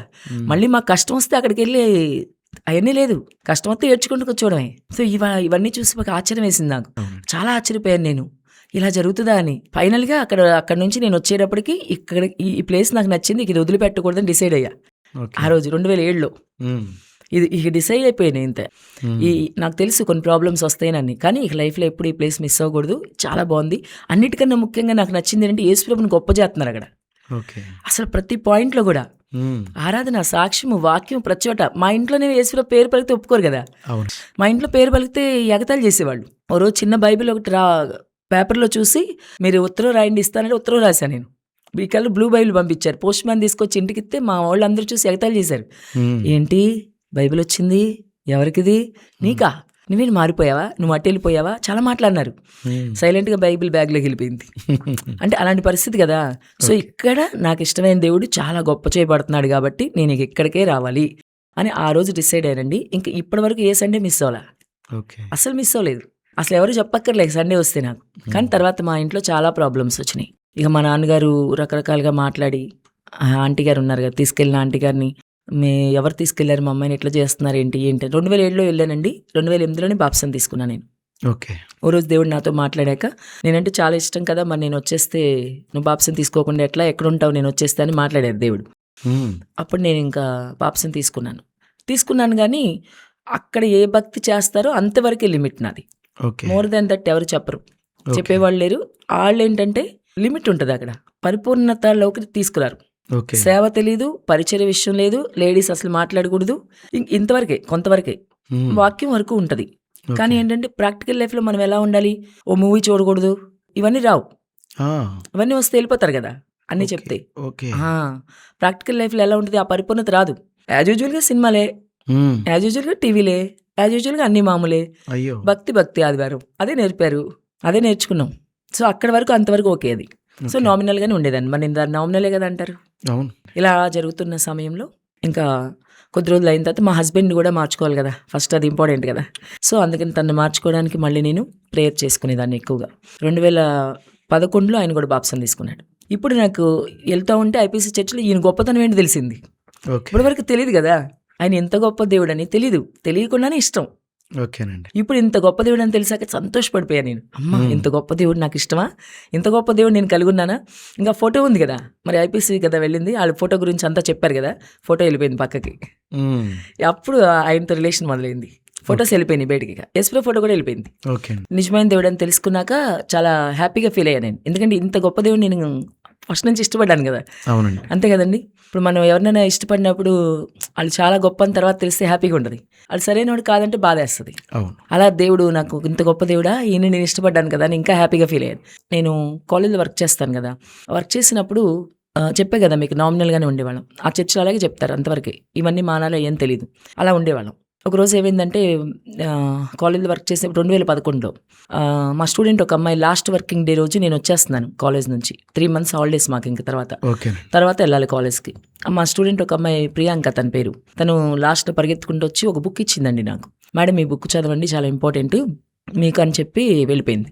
సరే అమ్మా నేను చదువుతానులే అని చెప్పి తీసుకుని వెళ్ళిపోయాను ఇంటికి, హాలిడేస్ కదా ఎట్లాగో. యాక్చువల్గా ఆ బుక్ మొత్తం నేను చదవలేను, ఎందుకంటే కొంచెం హెడేక్ ఉంటుంది, ఎక్కువసేపు చదవలేను, కొద్దిగా ఒక పార్ట్ చదువుదాం ఇవాళ. దానిపైన హెడ్డింగ్ చాలా బాగుంది, ఈ క్షణమే చచ్చిపో క్రైస్తవునిగా జన్మించు, హెడ్డింగ్ అది ఉంది దాని మీద. ఈ హెడ్డింగ్ చూసి నేను ఇదేంటి భలే ఉంది హెడ్డింగ్, ఇది ఈ క్షణమే చచ్చిపోవడం ఏంటి, క్రైస్తవునిగా జన్మించడం ఏంటి, ఏదో బాగున్నట్టు చదువుదాం అనిపించిందండి. అనిపించి ఒక అరగంట చదువుదాంలే అని స్టార్ట్ చేస్తే 3 hours అయిపోయిందండి అది. 3 hours బుక్ మొత్తం 3 hours చదివాను. చదివినంతసేపు ఏడుస్తానే ఉన్నా నేను. నా బతుకంత ఉంది దానిలో, ఈ నామినల్ బతుకుంది కదా, చెప్పే కదా నామినల్గానే ఉంచుతారు అక్కడ, ఇక వేరే ఏముండదు. సో ఈ నామినల్గా మేము చేసే మా బతుకులన్నీ దానిలో కనబడుతుందిగా, నా బతుకు నాకు అర్థంలాగా కనబడుతుందిగా. దానిలో రైటర్ ఎవరో పేరు రాయలేదు, రైటర్ గారు ఉన్న విన్నట్టు చెప్పారు ఆయన. దేవుడు నాతో మాట్లాడుతున్నారు, నిజమే కదా నువ్వు చేసేవన్నీ ఆర్నమెంట్స్తో కానీ అన్ని విషయాలు ప్రతిదీ కూడా ఏ చెప్పారు అది నిజం ఎగ్జాక్ట్లీ. అంటే అది ఒప్పుకునే మనసు కావాలండి. నేను ఆ తర్వాత ఆ బుక్ కొంతమంది రైటర్ గారు చెప్పింది కొంతమందికి ఇవ్వండి, మీరు మంచుకుంటే కనుక కొంతమందికి పంచానంటే పంచాను కూడా. పంచిన వాళ్ళు ఎవరు పాజిటివ్గా రెస్పాండ్ అవ్వాలా. నేను ఇచ్చే ముందే అనుకున్నాను, ఈ బుక్ చదివిన వాళ్ళు మారితే గనక మనసు మార్చుకుంటే వాడు నిజమైన క్రైస్తవుడు, లేదంటే కనుక వాక్యంగానే చెప్పారు దానిలో అన్ని రైటర్ గారు. ఈ వాక్యం ఉండి కూడా మనం వ్యతిరేకిస్తున్నాం అంటే అర్థం ఏంటి, వాక్యానికి వ్యతిరేకంగా వెళ్తున్నావు, నీ మనసు నీ ఇష్టాన్ని నెరవేర్చుకుంటున్నావు. నేను 10-12 మందికి ఇస్తేనండి, ఎక్కడో 1-2 అన్నారు మంచిగా, మారలేదులేండి. మారితే కదా మనకు కావాలి. మారలేదు కానీ పాజిటివ్గా చెప్పారు ఒకళ్ళిద్దరు, మొహమాటానికి చెప్పారేమో తెలియదు, మిగతా వాళ్ళు నెగిటివ్గా చెప్పారు. సో అలా ఉంది క్రైస్తవే అనిపించింది నాకు. కానీ నేనైతే మారాను ఆ రోజే, డిసైడ్ అయిపోయి. ఇక నేను అంటే ఒకటే మాట, ఇక కావాలంటే ఉంచుకోవడం ఇవన్నీ, లేదంటే యేసుప్రభు కావాలి, ఒకటే ఏదో ఒకటి ఆప్షన్ కావాలి. నా ముందు నేను ఎవరు లేరు నాకు చెప్పడానికి, మళ్ళీ చెప్తున్నాను, బ్యాక్గ్రౌండ్లో లేరు, ఎవరు లేరు, పాస్టర్ని కూడా అడగడానికి లేదు అక్కడ, ఏ విషయం అడగడానికి లేదు, మాట్లాడడానికి కూడా లేదు, డౌట్లు కూడా లేవు. నేను ఎవరిని అడిగినా ఏదని చెప్పడానికి లేదు. సో నేను అదే అనుకున్నాను, బుక్ పెట్టుకుని ఎదురుగా ఇది కావాలంటే ఇవన్నీ కావాలి, ఇవన్నీ ఉంటే నేను యేసుప్రభు దగ్గరికి వెళ్ళలేను. సో ఏది కావాలి డిసైడ్ చేసుకోవాలి, అక్కడికక్కడే మొత్తం డిసైడ్ చేసుకుని యేసుప్రభే కావాలనుకున్నాను. బైబిల్ చదివారు కదా? బైబిల్ చదివేదాన్ని, చెప్పాను కదా, మాకు తెలీదు, చదివినా కూడా తెలీదు. బైబిల్ చదవడం రాదు నాకు యాక్చువల్గా. నేను కాలేజ్ లెక్చరర్ కాబట్టి అన్ని సబ్జెక్టులు వచ్చాయి, చదవడం వచ్చేది కాదు. చిన్నప్పటి నుంచి తెలియదు కదా. సో దీనిలో నాకు చదివిన అర్థమయ్యేది కాదు. ఈ సౌలు ఏంటి, ఓల్డ్ టెస్ట్మెంట్ ఏంటి, న్యూ టెస్ట్మెంట్ ఏంటి, మత్తయి, మార్కు అన్నీ ఒకే విధంగా ఉండేవి కదా. ఈ 4 ఒకేలాగా రాస్తారేంటి, 4 చోట్ల యేసుప్రభుని చంపారా తెలీదు. క్రిస్టియన్ ఫ్రెండ్స్ ఉండేవాళ్ళు, వాళ్ళ దగ్గరికి వెళ్ళి కనీసం అమ్మ కొంచెం నాకు ఏదో చెప్తారా, ఎక్స్ప్లెయిన్ చేస్తారా, ఒక్కో చాప్టర్ నేను చదువుకుంటాను చెప్పేవాళ్ళు కాదు. అంటే వాళ్ళకి కూడా తెలియదేమో తెలియదు మరి, అంతే అలాగే ఉంది కదా అప్పుడు క్రిస్టియానిటీ. మేము ఎవరిని అడగడానికి లేదు. ఇలాంటి పరిస్థితుల్లో దేవుడిని అడిగా నేను. బైబిల్ చదవడం ఏంటంటే దేవుడిని అడిగాక దేవుడు చెప్పాడండి. అంటే ఫస్ట్ ఈ నామినల్ క్రిస్టియానిటీ పోవాలి, అప్పుడే అన్నీ కదా మనకు వస్తాయి. ఇది పోవడం ఇక్కడ స్టార్ట్ అయింది, అందుకే అది ఇన్సిడెంట్ చెప్తున్నాను అనమాట. ఇక్కడతో అది వదిలేసి యేసుప్రభు కావాలని అక్కడికక్కడ ఆర్నమెంట్స్ కూడా మొత్తం చాలా ఎక్కువ గోల్డ్ పెట్టుకునేదాన్ని నేను, ఎక్కువగా. ఎందుకంటే చాలా డబ్బులు కదా, 2 జాబ్స్, ఎక్కువ ఏమి ఖర్చులు లేవు కదా. సో ఎక్కువగా డ్రెస్సెస్ అని అదని ఖరీదుగా లగ్జరీగా చేయకూడదని కూడా తెలియదు మనకి. ఎక్కువ ఆర్నమెంట్స్ ఇవన్నీ. సో అవన్నీ ఆ రోజే తీస్తానండి. గొడవలు అవుతాయని తెలిసినా యేసుప్రభు కావాలి, ఏం జరిగినా రెడీ టు ఫేస్. అయిన తర్వాత ఇక మొదలైంది మా ఇంట్లో గొడవ. ముఖ్యంగా మా హస్బెండ్తో అంత ఇబ్బంది లేదు కానీ అమ్మ వాళ్ళు మళ్ళీ మొదలు, ఇటువైపు నుంచే బాగా ఇబ్బంది. ఇక వాళ్ళు ఈ విషయాన్ని తీసుకుని నానా రకాల మాటలని, దేవుడు మీ దేవుడు ఎట్లా చేయమన్నాడా అట్లా చేయమన్నాడా అని చెప్పి ఈయన్ని కూడా కూర్చోబెట్టుకుని, మంచి ఆయన మా హస్బెండ్, ఈయన్ని కూడా కూర్చోబెట్టుకుని అది చెప్పి ఇది చెప్పి అట్లా ఇట్లా చెప్పి ఆయన కూడా కొంచెం సీరియస్ అయ్యేలాగా చేశారు వీళ్ళు. చేసేస్తే ఈయన కూడా నన్ను కొద్ది మాటలు అనాల్సి వచ్చింది. సరే నేను వాళ్ళు అనుకుంటే మనకెందుకులే, ఈయన కదా ముఖ్యం మనకి. సో కూర్చోబెట్టి నేను నిదానంగా మాట్లాడాక నేను స్ట్రగుల్ పడుతున్నా 7 days. మాట్లాడుకోవడం ఈజీగానే ఉంది కానీ ఆ సిచ్యువేషన్ ఫేస్ చేయడం చాలా ఇబ్బంది అండి. కుటుంబాలు అందరూ వ్యతిరేకంగా చూడడం, ఇదేదో నేరం చేసినట్లు నేను ఆర్నమెంట్స్ తీసేగానే చాలా స్ట్రగుల్ పడుతుంది ఉండేది. అంటే మాట్లాడుకుంటున్నాం కాబట్టి ఇప్పుడు ఈజీగా చెప్తున్నాను. మా సిచ్యువేషన్లో మనం చాలా ఇబ్బంది పడతాం. కుటుంబం అంతా అలా చూస్తుంటే మనల్ని వెలేసినట్టు బాధపడుతుంటే దేవుడు మాట్లాడారు నాతో. దానియేలు కోసం సింహాల నోళ్ళు మోయించాను కదా, నువ్వు కొంచెం ఓర్చుకో, మీ వాళ్ళందరి నోళ్ళు మోయించిపోతున్నాను అన్నాడు. ఇంకా అప్పుడు ఈయన కూర్చోబెట్టి చెప్పానండి, నువ్వు వాళ్ళకంటే దేవుడు తెలియదు కదా, నీకు దేవుడు తెలుసు, మనం ఇట్లా చేయకూడదు, ఇది మనకు కరెక్ట్ అని చెప్పి చిన్నగా కొంచెం మాట్లాడితే దేవుడు సాయం చేశాడు. ఆయన వెంటనే ఒప్పుకున్నారు, వెంటనే ఒప్పుకున్నారు. ఇంకా నేనేం చేశానంటే ఇంకా తీసిన గోల్డ్ ఉంది కదా అంతా, ఇంకా ఆయన చేతిలో, ఆయనకేం వ్యసన పడ్డేం కాదు, ఆయన మంచిగానే యూస్ చేస్తాను. ఆ గోల్డ్ అంతా ఎక్కువ గోల్డ్ ఉండేది కదా ఆయన చేతిలో పెట్టేసి, నువ్వు మంచిగా దేనికోసం వాడతావు వాడు, నాకు ఇది పర్మిషన్ ఇచ్చావు కదా నువ్వు, అది చాలు నాకు, ఇక ఇది దీంతో నాకు పని. ఒక్క ఉంగరం కాదు, ఇది కూడా నేను తీసుకోను దీనిలో. అంటే యాక్చువల్ మా సిస్టర్ ఉంది లేకపోతే మదర్ ఉంది వాళ్ళకి ఇవ్వాలనుకుంటాం కదా, అలా కూడా అనుకోలేక ఆయన ఒప్పుకున్నాడు కదా, అది మెయిన్. అందుకని ఇచ్చేసానండి. ఇచ్చేసి ఇంకా నాకు దీంతో పని లేదు, నువ్వు ఒప్పుకున్నావు, ఇది చాలు నాకు. ఆ తర్వాత మా ఇంట్లో వాళ్ళకి చెప్పాడు కదా దేవుడు మాట్లాడాక 2 days తర్వాత వాళ్ళు కూడా వచ్చి సర్లే నీకు ఎలా ఇష్టమైతే అలా ఉండనిస్తారండి. దేవుని స్తోత్రం. చాలా హ్యాపీగా ఫీల్ అయ్యాను. దేవుడు చెప్పాడు కదా, ఓర్చుకోవడం ఇంపార్టెంట్, నిలబడాలా మనం. అది నిలబడ్డాం అంటే ఎక్కువగా మనం దేవుడి మీద ప్రేమ ఉన్నోళ్ళు చేయగలుగుతారు ఆ పని, అంతే కదా. ప్రయారిటీ ఆయన అన్నప్పుడు ఏదైనా అలా జరిగిందండి. ఇక ఆ తర్వాత నాకు ఇబ్బంది లేకుండా పోయింది. అలా దేవుడు సాయం చేశారండి. దాని మీద నాకు కూడా మనసు లేకుండా, అది ఇంపార్టెంట్ కదా మరి. ఎక్కువ ఇష్టంగా ఉండి ఏదో ఆవేశంగా తీసుకునే నిర్ణయం కాదు. ఆవేశంగా తీసుకోవచ్చు కదా కొన్నిసార్లు, ఏదో భావోద్వేగమైన ప్రసంగానికో చదివిన తర్వాత ఆవేశానికో కాకుండా చేశారు దేవుడు నాకు. అది అలాగే అనమాట. చాలా హ్యాపీ అక్కడికి. తర్వాత ఏమైందంటే ఇద్దరిని తీసేసిన తర్వాత 2011లో దేవుడు 2012 పిలిపించారండి స్వర్ పరిచర్కి. పిలిపించి స్వరంతో మాట్లాడారు ఆ రోజు నాతో. ప్రేయర్లో ఉండగా మోకరించి ప్రార్థన చేస్తున్నప్పుడు, అమ్మ నువ్వు ఇక్కడ చేసిన చాలు, ఇక్కడ జాబు, నా పని చేయని మాట్లాడారు. ఆశ్చర్యపోయాను నేను, స్వరం విన్నాను కదా. అప్పటిదాకా ఆయన అంటే ఇష్టమే కానీ ఇవన్నీ తెలియదు కదా. అంటే ఇప్పుడు లేడీస్ ఏం చేయకూడదని కదా ఇక్కడేమో, బోధేమో అది ప్రోత్సహించే వాళ్ళు లేరు, దేవుడేమో పని చేయమంటున్నాడు, ఏం చేయాలి? ఇక వీళ్ళు ఒప్పుకోరు కదా. సరే ఈ మాటలన్నీ చెప్పాను వాళ్ళకి. ఇంకా చూడండి చర్చిలో అందరూ వ్యతిరేకం అయిపోయారు. ఏదైతే ప్రేమ చూపించారో ఆ ప్రేమ కోసమే కదా వెళ్ళాం మనం. అవునండి, మంచిగా ప్రేమించేవాళ్ళు. ఈ ఎప్పుడైతే పరిచర్య సువార్త అన్నావు వ్యతిరేకం అయిపోయారండి అందరూ. నన్ను దోషిలా చూస్తున్నారు సంఘం అంతా. అయ్యో, వేరేగా అసలుక ఒకళ్ళు వ్యక్తిని మర్డర్ చేసి వస్తే చూస్తారు చూడండి, అటు చూస్తున్నారు నన్ను. చాలా బాధేసేస్తుంది అసలు. దేవుడేమో చేయమంటున్నాడు. ఫైనల్గా ఒకసారి మాట్లాడి, ప్రభా ఇదేం తప్పు అంటున్నారు వీళ్ళు, నువ్వు మాట్లాడితే కనుక నేను అయితే నాకు ఈ లోపల ఏం జరిగిందంటే ఈ సువార్త పలుపు వచ్చేలోపు ఈ రైటర్ గారు ఉన్నారు కదా, బుక్ రైటర్ ఎవరో తెలుసుకోవాలని ప్రయత్నించా. ఓకే అండి. అయితే బుక్ రైటర్ ఎవరో తెలియదు కానీ దాని మీద ఒక ఆయన వెబ్సైట్ ఏదో ఇచ్చారు నెంబరు. ఓకే అండి. అక్కడికి వెళ్ళి మేము ఆల్ ఇండియా రేడియోలో ఉండేది నా కంప్యూటర్ మెసేజ్ పెట్టామండి ఆయనకి. ఓకే. రిప్లై ఇచ్చారు ఆయన. మ్మ్. రిప్లై ఇచ్చినప్పుడు సంతోషం అయిపోయింది. చెప్పాను నా సాక్ష్యం మరి చెప్పాలి కదా ఆయనకి. అవునండి. ఆయన ఎలా ఎగ్జాక్ట్లీ జరిగిందో అదే జరిగింది నా లైఫ్లో. ఓకే. సాక్ష్యము ఆయన మళ్ళీ మెసేజ్ ఇచ్చారు రిప్లై ఇచ్చిన తర్వాత నిదానంగా రైటర్ గురించి మాట్లాడితే ఆయన గురించి నాకు తెలియదు కానీ నేనైతే మీకు కలుస్తానని వేరే ఆయన మళ్ళీ కలిశారనమాట. ఓకే అండి. సో ఆయన కలిసిన తర్వాత ఆయనే పీటర్ గారు మ్మ్. కలిశారు మాకు. ఆయన రైటర్ నాకు తెలియదు కానీ నేనైతే మీతో టచ్లో ఉంటాను అని చెప్పారు. సరే ఓకే అన్నాం. ఇక అక్కడి నుంచి ఈయన కలిసిన తర్వాత ఇక మాకు అదే ఈ విజయవాడలో ఏమైనా పనున్నా రావడం మాట్లాడడం అన్నీ. తర్వాత నిదానంగా ఈయన మెసేజెస్ ఉంటాయి కదా, అప్పుడు కొంచెం ఫోన్లో పెడతా ఉండేవాళ్ళు. ఓకే అండి. ఇంకా ఆ ప్రసంగాలు వినడం మొదలు పెట్టాక మొత్తం అంతా తెలిసిపోయింది. ఓహో ఇలాగనమాట ఇదన్నమాట పరిచయం చేయాలి అవన్నీ విషయాలు అర్థమైపోయింది. ఓకే అండి. సో అప్పటికే దేవుడు పిలుపు అప్పుడు ఇచ్చారు కదా. సో ఇక్కడ మనకి ఇబ్బంది ఉంది కదా, సంఘం అంతా వ్యతిరేకంగా మాట్లాడుతున్నారు ఇట్లా. నేను ఈయన్ని కాంటాక్ట్లో ఉండేదాన్ని ఎక్కువగా. కాంటాక్ట్లో ఉన్నాక ఆయన ప్రతిదీ చెప్పేవాళ్ళు నాకు. ఓకే. ఏం కాదు ఇలా చేయాలి, దేవుడు పిలుపుంటే వెళ్ళాలి అని చెప్పి అన్నీ చెప్పుకొచ్చారు ఆయన. ఓకే అండి. అలా సువార్త మొదలు పెట్టామండి. ఓ ప్రైజ్ గాడ్. అయితే ఆయన ఏం చెప్పారంటే మీరు ఎక్కడికి వెళ్ళినా సరే వాళ్ళ పేరు రాసుకొని ఫోన్ నెంబర్ రాసుకోండి, అడ్రస్ రాసుకోండి అని చెప్పారు ఆయన. ఆ రోజు చెప్పారండి 2012లో. ఈ రోజుకి రాస్తా నేను. ఓకే. చెప్పిన మాట చెప్పినట్టే మళ్ళీ. ఎందుకంటే మంచి దైవజనుడు దేవుడి మాటలే కదా చెప్తారు. అవునండి. సో అది ఫాలో అయిపోతాను నేను. ఇక తూచే తప్పేది లేదు. ఆ రోజు నుంచి ఆయన చెప్పినట్టుగా ఈ రోజుకి కూడా నేను నిన్న కూడా కొంతమంది కొత్త వాళ్ళకి చెప్పి అది కూడా రాసా ఇంటికి వచ్చి. ఓకే. మిస్ అయిపోతాయి కదా ఫోన్లో, రాసుకుని ఫోన్ నెంబర్ రాసుకుంటాను. కొత్త వాళ్ళు అని పెడతాం మళ్ళీ ఏ రోజుకి ఆ రోజు. ఆహా. న్యూ అని పెట్టి రాసుకుంటాను అడ్రస్, అది కూడా రాసుకుని అలాగనమాట. అలా ఈ రోజుకి కూడా సువార్త అండి. చాలా ఆటంకం వచ్చింది సంఘం నుండి. మ్మ్. ఎలాగైనా ఆపాలని పాస్టర్ గారు సంఘ పెద్దలను ఒక రోజు పంపించేవాళ్ళు. నాతో 2 సిస్టర్స్ వచ్చేవాళ్ళండి. వాళ్ళని బెదిరించేవాళ్ళు వెళ్ళి. అంటే వాళ్ళిద్దరు రావడం ఆగిపోతే నేను ఆగిపోతాను కదా. ఓకే. వాళ్ళిద్దరి ఇంటికి వెళ్ళి బెదిరింపులు ఇల్లు. అసలు మీరు చేయకూడదు, తప్పు ఇదంతా, మ్మ్. స్త్రీలు మీరు ఇట్లా చేయకూడదు అది ఇదని అన్నీ ఇలాగే జరిగిందండి. కానీ సువార్తకి వెళ్తున్నాం, కొంచెం ప్రార్థన చేసి అభిషేకం అంటే కొంచెం ప్రార్థన చేసి పంపిస్తే బాగుంటుంది కదా మనల్ని వాళ్ళు. అవును. అది కూడా చేయలేకపోయారు ఆయన. ఓకే. ఏమీ లేదు ఇక అంతే. అప్పుడు నేను ఈ కాంటాక్ట్లో ఉన్నాను కదా. ఒకరోజు దుర్బోధుల గురించి చెప్పడానికి ఇక్కడ రాజమండ్రిలోనే పెట్టారండి మీటింగ్. ఫస్ట్ మీటింగ్ అది Acts 15 అని స్టార్ట్ చేశారు. ఇంకా ఆ రోజు ఆ మీటింగ్కి రమ్మని కాల్ చేస్తే వస్తానండి, నాకు కొంచెం మీరు అభిషేకం కూడా ఇవ్వాలి సువార్తకి అని నేను అడిగి రిక్వెస్ట్ చేశాను. మ్మ్. ఖచ్చితంగా ఇస్తాను వచ్చేయమన్నారు. మీరు కూడా ఉన్నట్టున్నారు ఆ దానిలో. ఉన్నా. ఆ మీటింగ్లో ఆయన నాకు అందరూ సేవకులే, చిన్నవాళ్లే ఉన్నారు మన వాళ్ళందరూ. సో అందరూ చేతులేసి ప్రార్థన చేసి నాకు సువార్తకి అభిషేకం ఇచ్చారండి. ఫస్ట్ ఆయన ఓకే అండి. ఇచ్చిన అభిషేకం మనం చేసుకోకూడదు. కాబట్టి ఈ రోజుకి కూడా నేను అదే ఇదిలో సువార్త పరిచర్య, ఆ రోజు చేసిన సువార్త పరిచర్య ఈ రోజుకి ఆపలేదండి. ఓకే అండి. ఈ రోజుకి ఆపలేదు.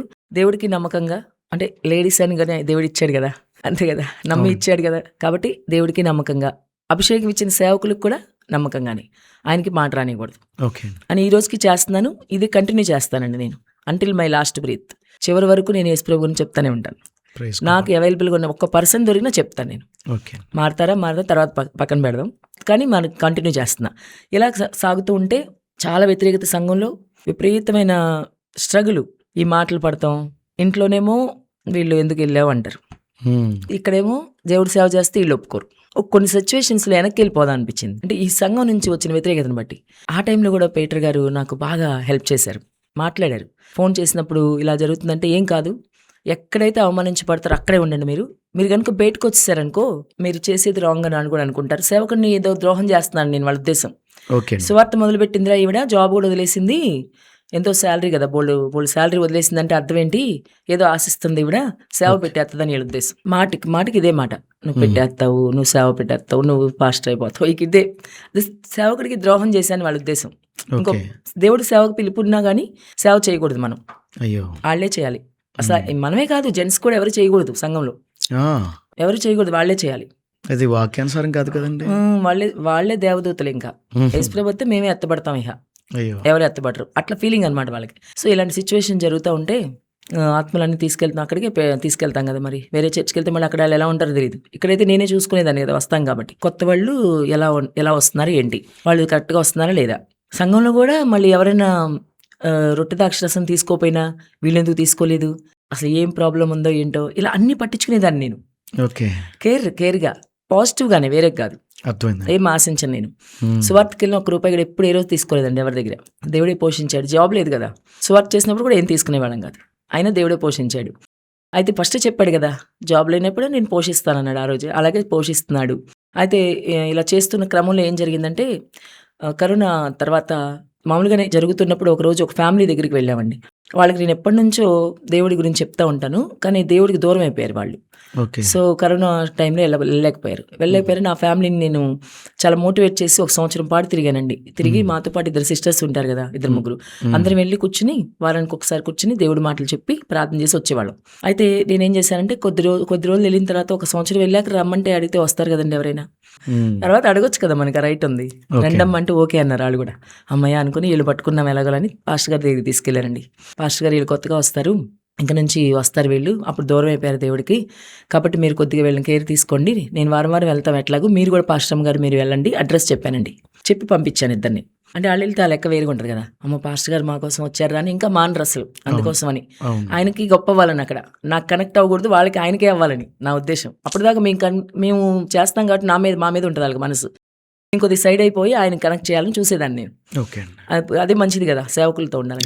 అయితే ఆయన ఏం చేశారు, వెళ్ళి ఇంటి దగ్గర ప్రార్థన చేసుకుంటున్నారు, ఏదో అడుగుతారు కదా, ప్రతివారం మా ఇంట్లో సిస్టర్ గారు ప్రార్థన పెడతారని చెప్పారంట. ప్రార్థన పెట్టడం వేరు, ప్రార్థన చేసి రావడం వేరు కదా. ప్రార్థన పెట్టడం అంటే సంఘం అందరిని తీసుకెళ్లి ప్రార్థన పెట్టడం. మేము ఆవిడని బలపరచడం కదా, సువార్త ఎప్పుడు అంతే కదా. మేమంతే వారానికి ఒకసారి 2-3 వెళ్ళి కాస్త దేవుడు మాట చెప్పి ప్రార్థన చేసి వస్తాం. తెలియక ఆ సిస్టర్ అలా మాట్లాడింది. వెళ్ళాక ఇంక ఇద్దరు మాట్లాడేసుకుని పాస్టర్ గారు పాస్టమ్మ ఏం పెట్టడం ఏంటి ప్రార్థనలు, ఏం చేయడం ఏంటి అసలుకి, అది ఇదని ఏదేదో ఇక ప్రసంగం రెడీ చేసుకున్నాడు ఆయన నా మీద. మళ్ళీ మొదలై ఆల్రెడీ చాలా తిడతా ఉంటారు ప్రసంగంలో నన్ను, కుక్క చేసే పని కుక్క చేయాలి, ఏనుగు చేసే పని ఏనుగు చేయాలి, ఏదో పోలికలు అలా చేసుకుని ఏదేమైనా సరే నన్ను తక్కువ చేయాలని ఆయన ఉద్దేశం. నువ్వు ఒక విశ్వాసవి, ఇలాగే ఉండాలి, నువ్వు లేడీవి, ఇలాగే ఉండాలి, తక్కువ చేయాలని. ఆ కుక్క అంటే నేనే.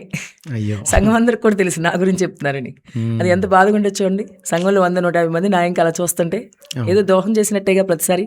ఆ రోజు కూడా అంతేనండి, అలా జరిగింది కదా. మధ్యలో గ్యాప్ వచ్చింది, గురువారం జరిగింది అది, శనివారాల్లో గ్యాప్ వస్తే ఈ సిస్టర్ నాకు కలిసినప్పుడు చెప్పింది, ఇట్లా జరిగిందమ్మా, నేను పొరపాటున ప్రార్థన పెడుతున్నారన్నాను, మీరు వచ్చి ప్రార్థన చేసి వెళ్తుంటే వాళ్ళు కొద్దిగా ఏంటో సీరియస్ అయినట్టున్నారంటే, పర్లేదు నేను చెప్తాలే పాస్టర్ గారికి అన్నానండి.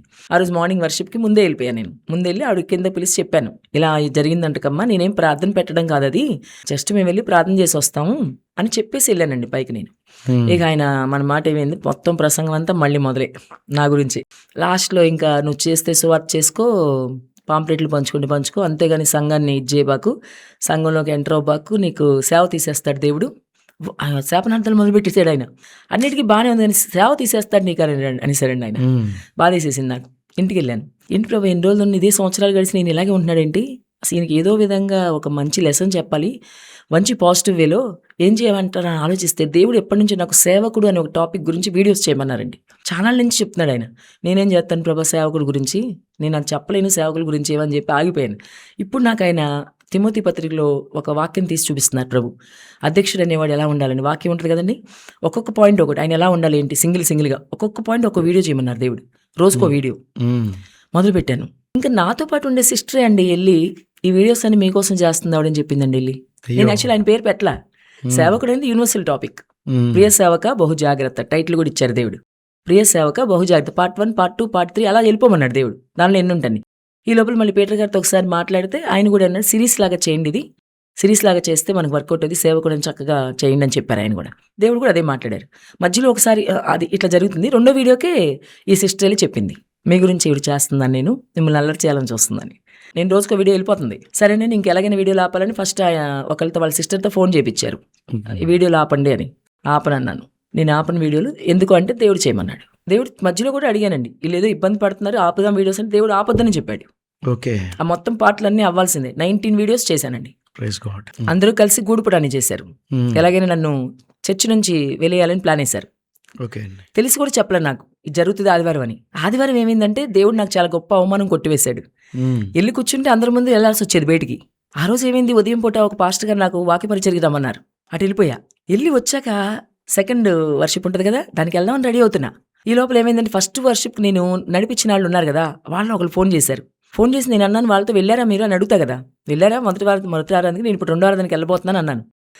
పాస్టర్ గారు మిమ్మల్ని రావద్దన్నారు, మిమ్మల్ని సంఘం నుంచి వెళ్ళేశారంట అందరూ చెప్పుకుంటున్నారు అని. ఫస్ట్ వర్షంలో చెప్పేశాడు ఆయన అందరి ముందు. ఓకే. ఈ అమ్మాయి నేను సంఘం నుంచి వెళ్ళేస్తున్నాను, ఎవ్వరూ మాట్లాడడానికి వీలేదు 6 నెలల వరకు, తప్పుడు బోధల అమ్మాయివి, అసలు ఆ అమ్మాయి నెంబర్ బ్లాక్ చేసేయండి, కనిపించినా మాట్లాడడానికి లేదు, నవ్వడానికి, ఎందుకంటే వీడియోలు వెళ్ళిపోతాయి కదా, అందుకని వాట్సాప్లో నెంబర్లు బ్లాక్ చేయించారు. అయ్యో. వాట్సాప్లో కూడా బ్లాక్ చేయించి ఎవరు మాట్లాడడానికి లేదు. మొత్తం సంఘం అంతా అనౌన్స్మెంట్ జరిగిపోయింది. ఒక్కొక్కరు ఇదే మాట్లాడుకుంటున్నారంట. నేను నడిపించిన విశ్వాసులు ఉంటారు కదా, వాళ్ళు నాకు కాల్ చేసి చెప్పారు. అయితే ఇక దానికి వెళ్ళలేదన్నమాట. దేవుడు చాలా సాయం చేశారు, వెళ్ళకుండా నిజండి. వెళ్తే వాళ్ళందరి ముందు నేను నడిచేయాలంటే ఎలా ఉంటుందండి? నువ్వు బయటికి వెళ్ళాలంటే ఎలా ఉంటుంది? అది చాలా బాధాకరం. అది అలాంటి సిచ్యువేషన్ అనమాట.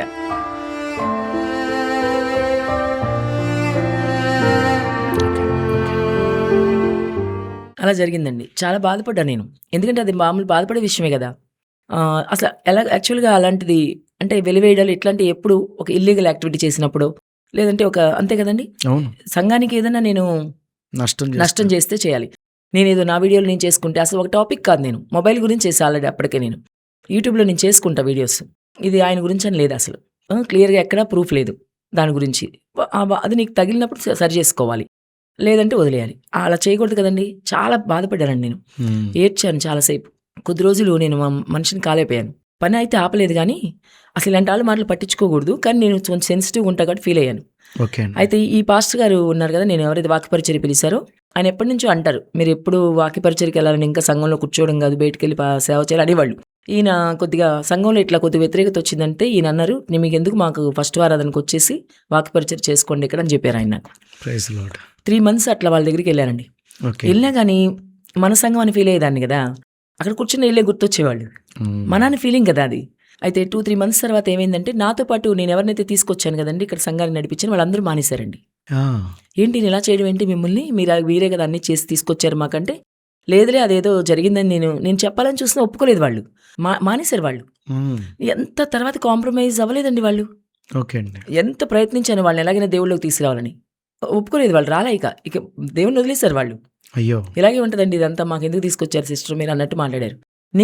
ఇదేంటి ప్రభు ఎట్లా అవుతుంది, ఇప్పుడు నేను సువార్త చేయాలి కదా, మళ్ళీ సువార్త చేస్తే ఎక్కడ తీసుకెళ్ళాలి వీళ్ళని, నా బాధ అది. ఇప్పుడంటే ఇదివరకు ఇక్కడ మన అని ఫీలింగ్ ఉండేది కాబట్టి, ఇక్కడ నేను ఉంటాను కాబట్టి, వాళ్ళని చూస్తూ ఉంటాను కాబట్టి, కొత్త వాళ్ళని చాలా జాగ్రత్తగా డీల్ చేయాలండి.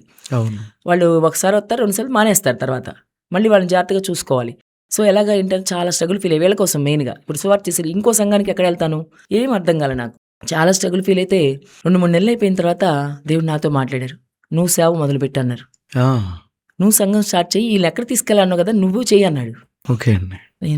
నాకు షాక్ అనమాట. నేను ఎప్పుడు జీవితంలో సేవకుడు అనే మాట కుదరదు, మనకి స్వార్థే అనుకునేదాన్ని. అయితే man of God short film చూసిన తర్వాత యూసీవీసీ వాళ్ళది, నేను అప్పటికి సేవకు పిలిపలేదు, కానీ చాలా ఇష్టం ఉండేది ఆ షార్ట్ ఫిల్మ్ అంటే సేవకుడు అంటే ఇలా ఉండాలి కదా అని హ్యాపీగా ఫీల్ అయ్యేదాన్ని. రియల్ మ్యాన్ ఆఫ్ గాడ్ ఇట్లా ఉండాలి, ఇట్లాగా. అది డైరెక్ట్ చేసిన వాళ్ళు కూడా అంతే కదా, ఆయన చాలా అలా చేయబట్టే కదా ఆయన రియల్ మ్యాన్ ఆఫ్ గాడ్ అని అనుకుని చాలాసార్లు ఆయనతో కూడా చెప్పాను నేను, నిజంగా ఇలా ఉండాలండి, సేవ చేస్తే ఇలా చేయాలని అనుకునేదాన్ని మనసులో. సేవ అని నాకు ఆ కాన్సెప్ట్ లేదు. అయితే దేవుడు అలా సేవకు పిలిపించారండి. ఆ రోజు సేవకు పిలిపిస్తే నేను ఒప్పుకోలేదు మనసు, ఎందుకంటే నాకు జరిగిన ఇన్సిడెంట్ని బట్టి ఆయన బయటికి వెళ్ళమన్నాడు కాబట్టి నేను ఏదో చర్చి పెట్టాను అన్నట్టు ఉంటుంది, అంతే కదా. కాబట్టి నేను నా ఆలోచనతో వెళ్ళానంటే అది ఫెయిల్ అయ్యింది గ్యారంటీగా. అందుకని వద్దు ప్రభా నాకు ఇదంతా అని పట్టించుకోలే. 1 నెల పోయిందండి. పోయిందో దేవుడు మాటికి మాట్లాడుతున్నారు, సేవ మొదలు పెట్టమని, సేవ స్టార్ట్ చేయాలి, నువ్వు సేవ చేయాలని. ఇంకా అప్పుడు నేను కొంచెం స్ట్రగుల్ ఫీల్ అవుతున్నా మళ్ళీ, ఎందుకంటే నాకు కొన్ని సిచ్యువేషన్ కొంచెం ఆర్థికంగా ఇబ్బంది ఉంది, ప్లస్ సహకరించే వాళ్ళు లేరు నాకు. ఎందుకంటే ఒక పక్కన సంఘం అంతా వ్యతిరేకంగా చూస్తుంది, నేను ఎక్కడ కనపడినా ఒక రకంగా చూస్తున్నారు వాళ్ళు నన్ను దోషిలాగా. నేను నవ్వుతే మొహం తిప్పుకుని వెళ్ళిపోతున్నారు వాళ్ళు. వీళ్ళు ఎవరు కనపడకుండా ఉంటారంటే అదే ప్లేస్ కదా, మంది ప్లేస్ అదే కదా, స్థానిక ప్లేస్. ఇంకా అలా ఈ బాధ ఉంది. దాంతో దేవుడు సేవకు పిలిపించారు. పక్కన ఫైనాన్షియల్గా ఇబ్బంది, మా హస్బెండ్కి కొంచెం బిజినెస్లో లాస్ వచ్చింది. మంచి స్థాయిలో ఉండేవాళ్ళం, కానీ ఆ టైంలోనే కొంచెం లాస్ వచ్చింది 2-3 years బిఫోర్ నుంచి. ఇదంతా కలిపి నాకు సేవకి ఎలా వెళ్తాను, నేను స్ట్రగుల్గా ఉంది బాగా నాకు మనసులో. ఇదేదో స్టార్ట్ చేసి వదిలేసేదా పోనీ, మనం ఏ పని చేసినా దేవుని కోసం నమ్మకంగా చేస్తాం. మరి సరిగ్గా చేయకపోతే సహకరించాలి కదా. సేవ అంటే సువార్త వేరు, సేవ వేరు. సేవ చాలా భారం. ఒక మనిషిని తీసుకొచ్చి సచ్చిలో కూర్చోబెట్టడం చాలా కష్టం అండి. నాకు తెలుసు ఆ విషయం. మంచిగా చాలా ఆత్మల దేవుడి కోసం ఇవ్వాలని ఎప్పుడు అనుకునేదాన్ని. సో ఈ స్ట్రగుల్ అవుతుంటే ఒకరోజు ఏమన్నానంటే, ఫైనల్గా ఎందుకు ప్రభు నాకు ఈ స్ట్రగుల్, ఇంకొకసారి మాట్లాడేసి ఇక మొదలు పెట్టేస్తానన్నాను. అంటే ఒకరోజు అండి నేను ఒక ప్లేస్కి వెళ్ళాను. మా హస్బెండ్ కొంచెం ఆ రోజు చర్చికి వెళ్ళలేదంటే ఒక ప్లేస్కి తీసుకెళ్ళారు. అది నేను తీసుకెళ్ళాను. అక్కడ కూర్చున్నానండి. నేను కూర్చుని ఒకటే మాట అడిగా దేవుడిని, ప్రభా ఈ లాస్ట్ అండ్ ఫైనల్గా మాట్లాడు, నువ్వు గనుక ఓకే చేసావంటే ఇది. అప్పటికే నాతో పాటు ఉన్న ఆంటీ వాళ్ళు అందరూ చెప్పారు, నాకు దర్శనాలు వస్తున్నాయి. వాళ్ళు కూడా చెప్తున్నారు, ఒక కొత్త రూట్లోకి వెళ్ళిపోతున్నాం అమ్మాయి మనం. ఆంటీ గారు ఉండేది కదా నాతో పాటు, వీళ్ళు చెప్తుంది ఆంటీ, ఒక కొత్త రూట్లోకి వెళ్ళిపోతున్నాం మనం, ఇట్లా కొత్తగా డ్రైవ్ చేసేస్తున్నాం నువ్వు ఆటోలో, చాలా ఫాస్ట్గా వెళ్ళిపోతుంది. ఏంటి ఈ రూట్ అంటే, మనం కొత్త రూట్ ఇచ్చారు దేవుడు, కొత్తగా వెళ్ళిపోతున్నాం అంటే, కొత్త రూట్లో ప్రవేశించామంట. అప్పటి వరకు లేదు కదండి సేవ అనేది మనకి. తర్వాత ఇంకా కోడి పిల్లలు కొత్తగా రావడం ఫ్రెష్గా అనమాట, అవన్నీ చూపిస్తున్నారు దేవుడు దర్శనాలు నాతో పాటు వాళ్ళకు కూడా. సరే లాస్ట్ అండ్ ఫైనల్గా ఈరోజు నాతో మాట్లాడు ప్రభా, ఒక సేవకులు మాట్లాడుతున్నారు అనమాట. ఈయన మాటల ద్వారా నాకు మళ్ళీ కన్ఫర్మ్ చేయని అడిగా నేను. ఇక ఆయన కూడా లాస్ట్లో ఆ మాటలు ఏంటంటే, లాస్ట్లో నాకు ఒక కొత్త రాజు కావాలి, దావీదు గురించి మాట్లాడుతున్నాడు ఆయన. సౌలు దావీదు కంపేర్ చేసుకుంటూ ఒక కొత్త రాజు కావాలని మొదలుపెట్టాడు ఆయన కూడా. సో దేవుడు అలా మాట్లాడారు మళ్ళీ నాతో లాస్ట్ అండ్ ఫైనల్గా. ఎందుకంటే మళ్ళీ నేను దేవుడి మాట తీసుకోని వెళ్ళలేనండి, ఫెయిల్ అవ్వలేను, నేను దేవుడికి అవమానం చేయలేను ఏ విషయంలోనూ. చేస్తే పర్ఫెక్ట్గా చేయాలా, లేకపోతే వదిలేయాలి, భక్తైనా అంతే. సో అది నేను అనుకున్నాక ఆ రోజు లాస్ట్ అండ్ ఫైనల్గా ఓకే అయిపోయింది. ఇక నాకు అర్థమైంది, దేవుడు సేవకు పిలుస్తున్నాడు, నేను ఖచ్చితంగా వాళ్ళు అనేది చేశారని కాదు, ఖచ్చితంగా నేను సేవకు వెళ్ళిపోవాలని డిసైడ్ అయ్యి. ఇదంతా మళ్ళీ పీటర్ గారు ఉన్నారు కదా మనకి, ఎప్పుడు ఆయన స్పిరిచువల్గా లీడ్ చేశారు కాబట్టి ఒకసారి ఆయన దగ్గరికి కలవాలని చెప్పి మరి తమ్ముడిని తీసుకుని ఒక ఆదివారం బయలుదేరి వెళ్ళిపోయానండి. ఫోన్లో మాట్లాడే విషయాలు కాదు ఇవన్నీ అని. వెళ్ళి ఆయన దగ్గరికి వెళ్ళి మాట్లాడాను ఒక సండే. చాలా బిజీగా ఉంటారు కదా ఆయన. ఆ పావుగంట టైంలోనే నాకు ట్రైన్ బుక్ చేసుకున్నాం మళ్ళీ రిటర్న్ కూడా. సో ఆ పావుగంట 2 నిమిషాలు దొరికింది మనకి అక్కడ. సో ఆ టైంలో మాట్లాడేస్తే ఆయన కూడా చాలా ఎలా ఏంటి అన్నీ అడిగారు. చెప్పిన తర్వాత చాలా సంతోషపడ్డారు ఆయన. ఫస్ట్ మాటే మన టీంలో ఫస్ట్ ఉమెన్ పాస్టర్ అన్నారు ఆయన. చాలా సంతోషపడ్డా నేను. మన టీం మొత్తంలో ఫస్ట్ ఉమెన్ పాస్టర్ మనకి అని అన్నారు. చాలా సంతోషం అయిపోయింది. ఇంకా ఆ రోజు ఏం చేశానంటే, ఆ వర్షిప్లో పాల్గొన్నాక వెళ్దామని నేను. మళ్ళీ రాలేను కదా, సండే వెళ్ళలేను కదా నేను.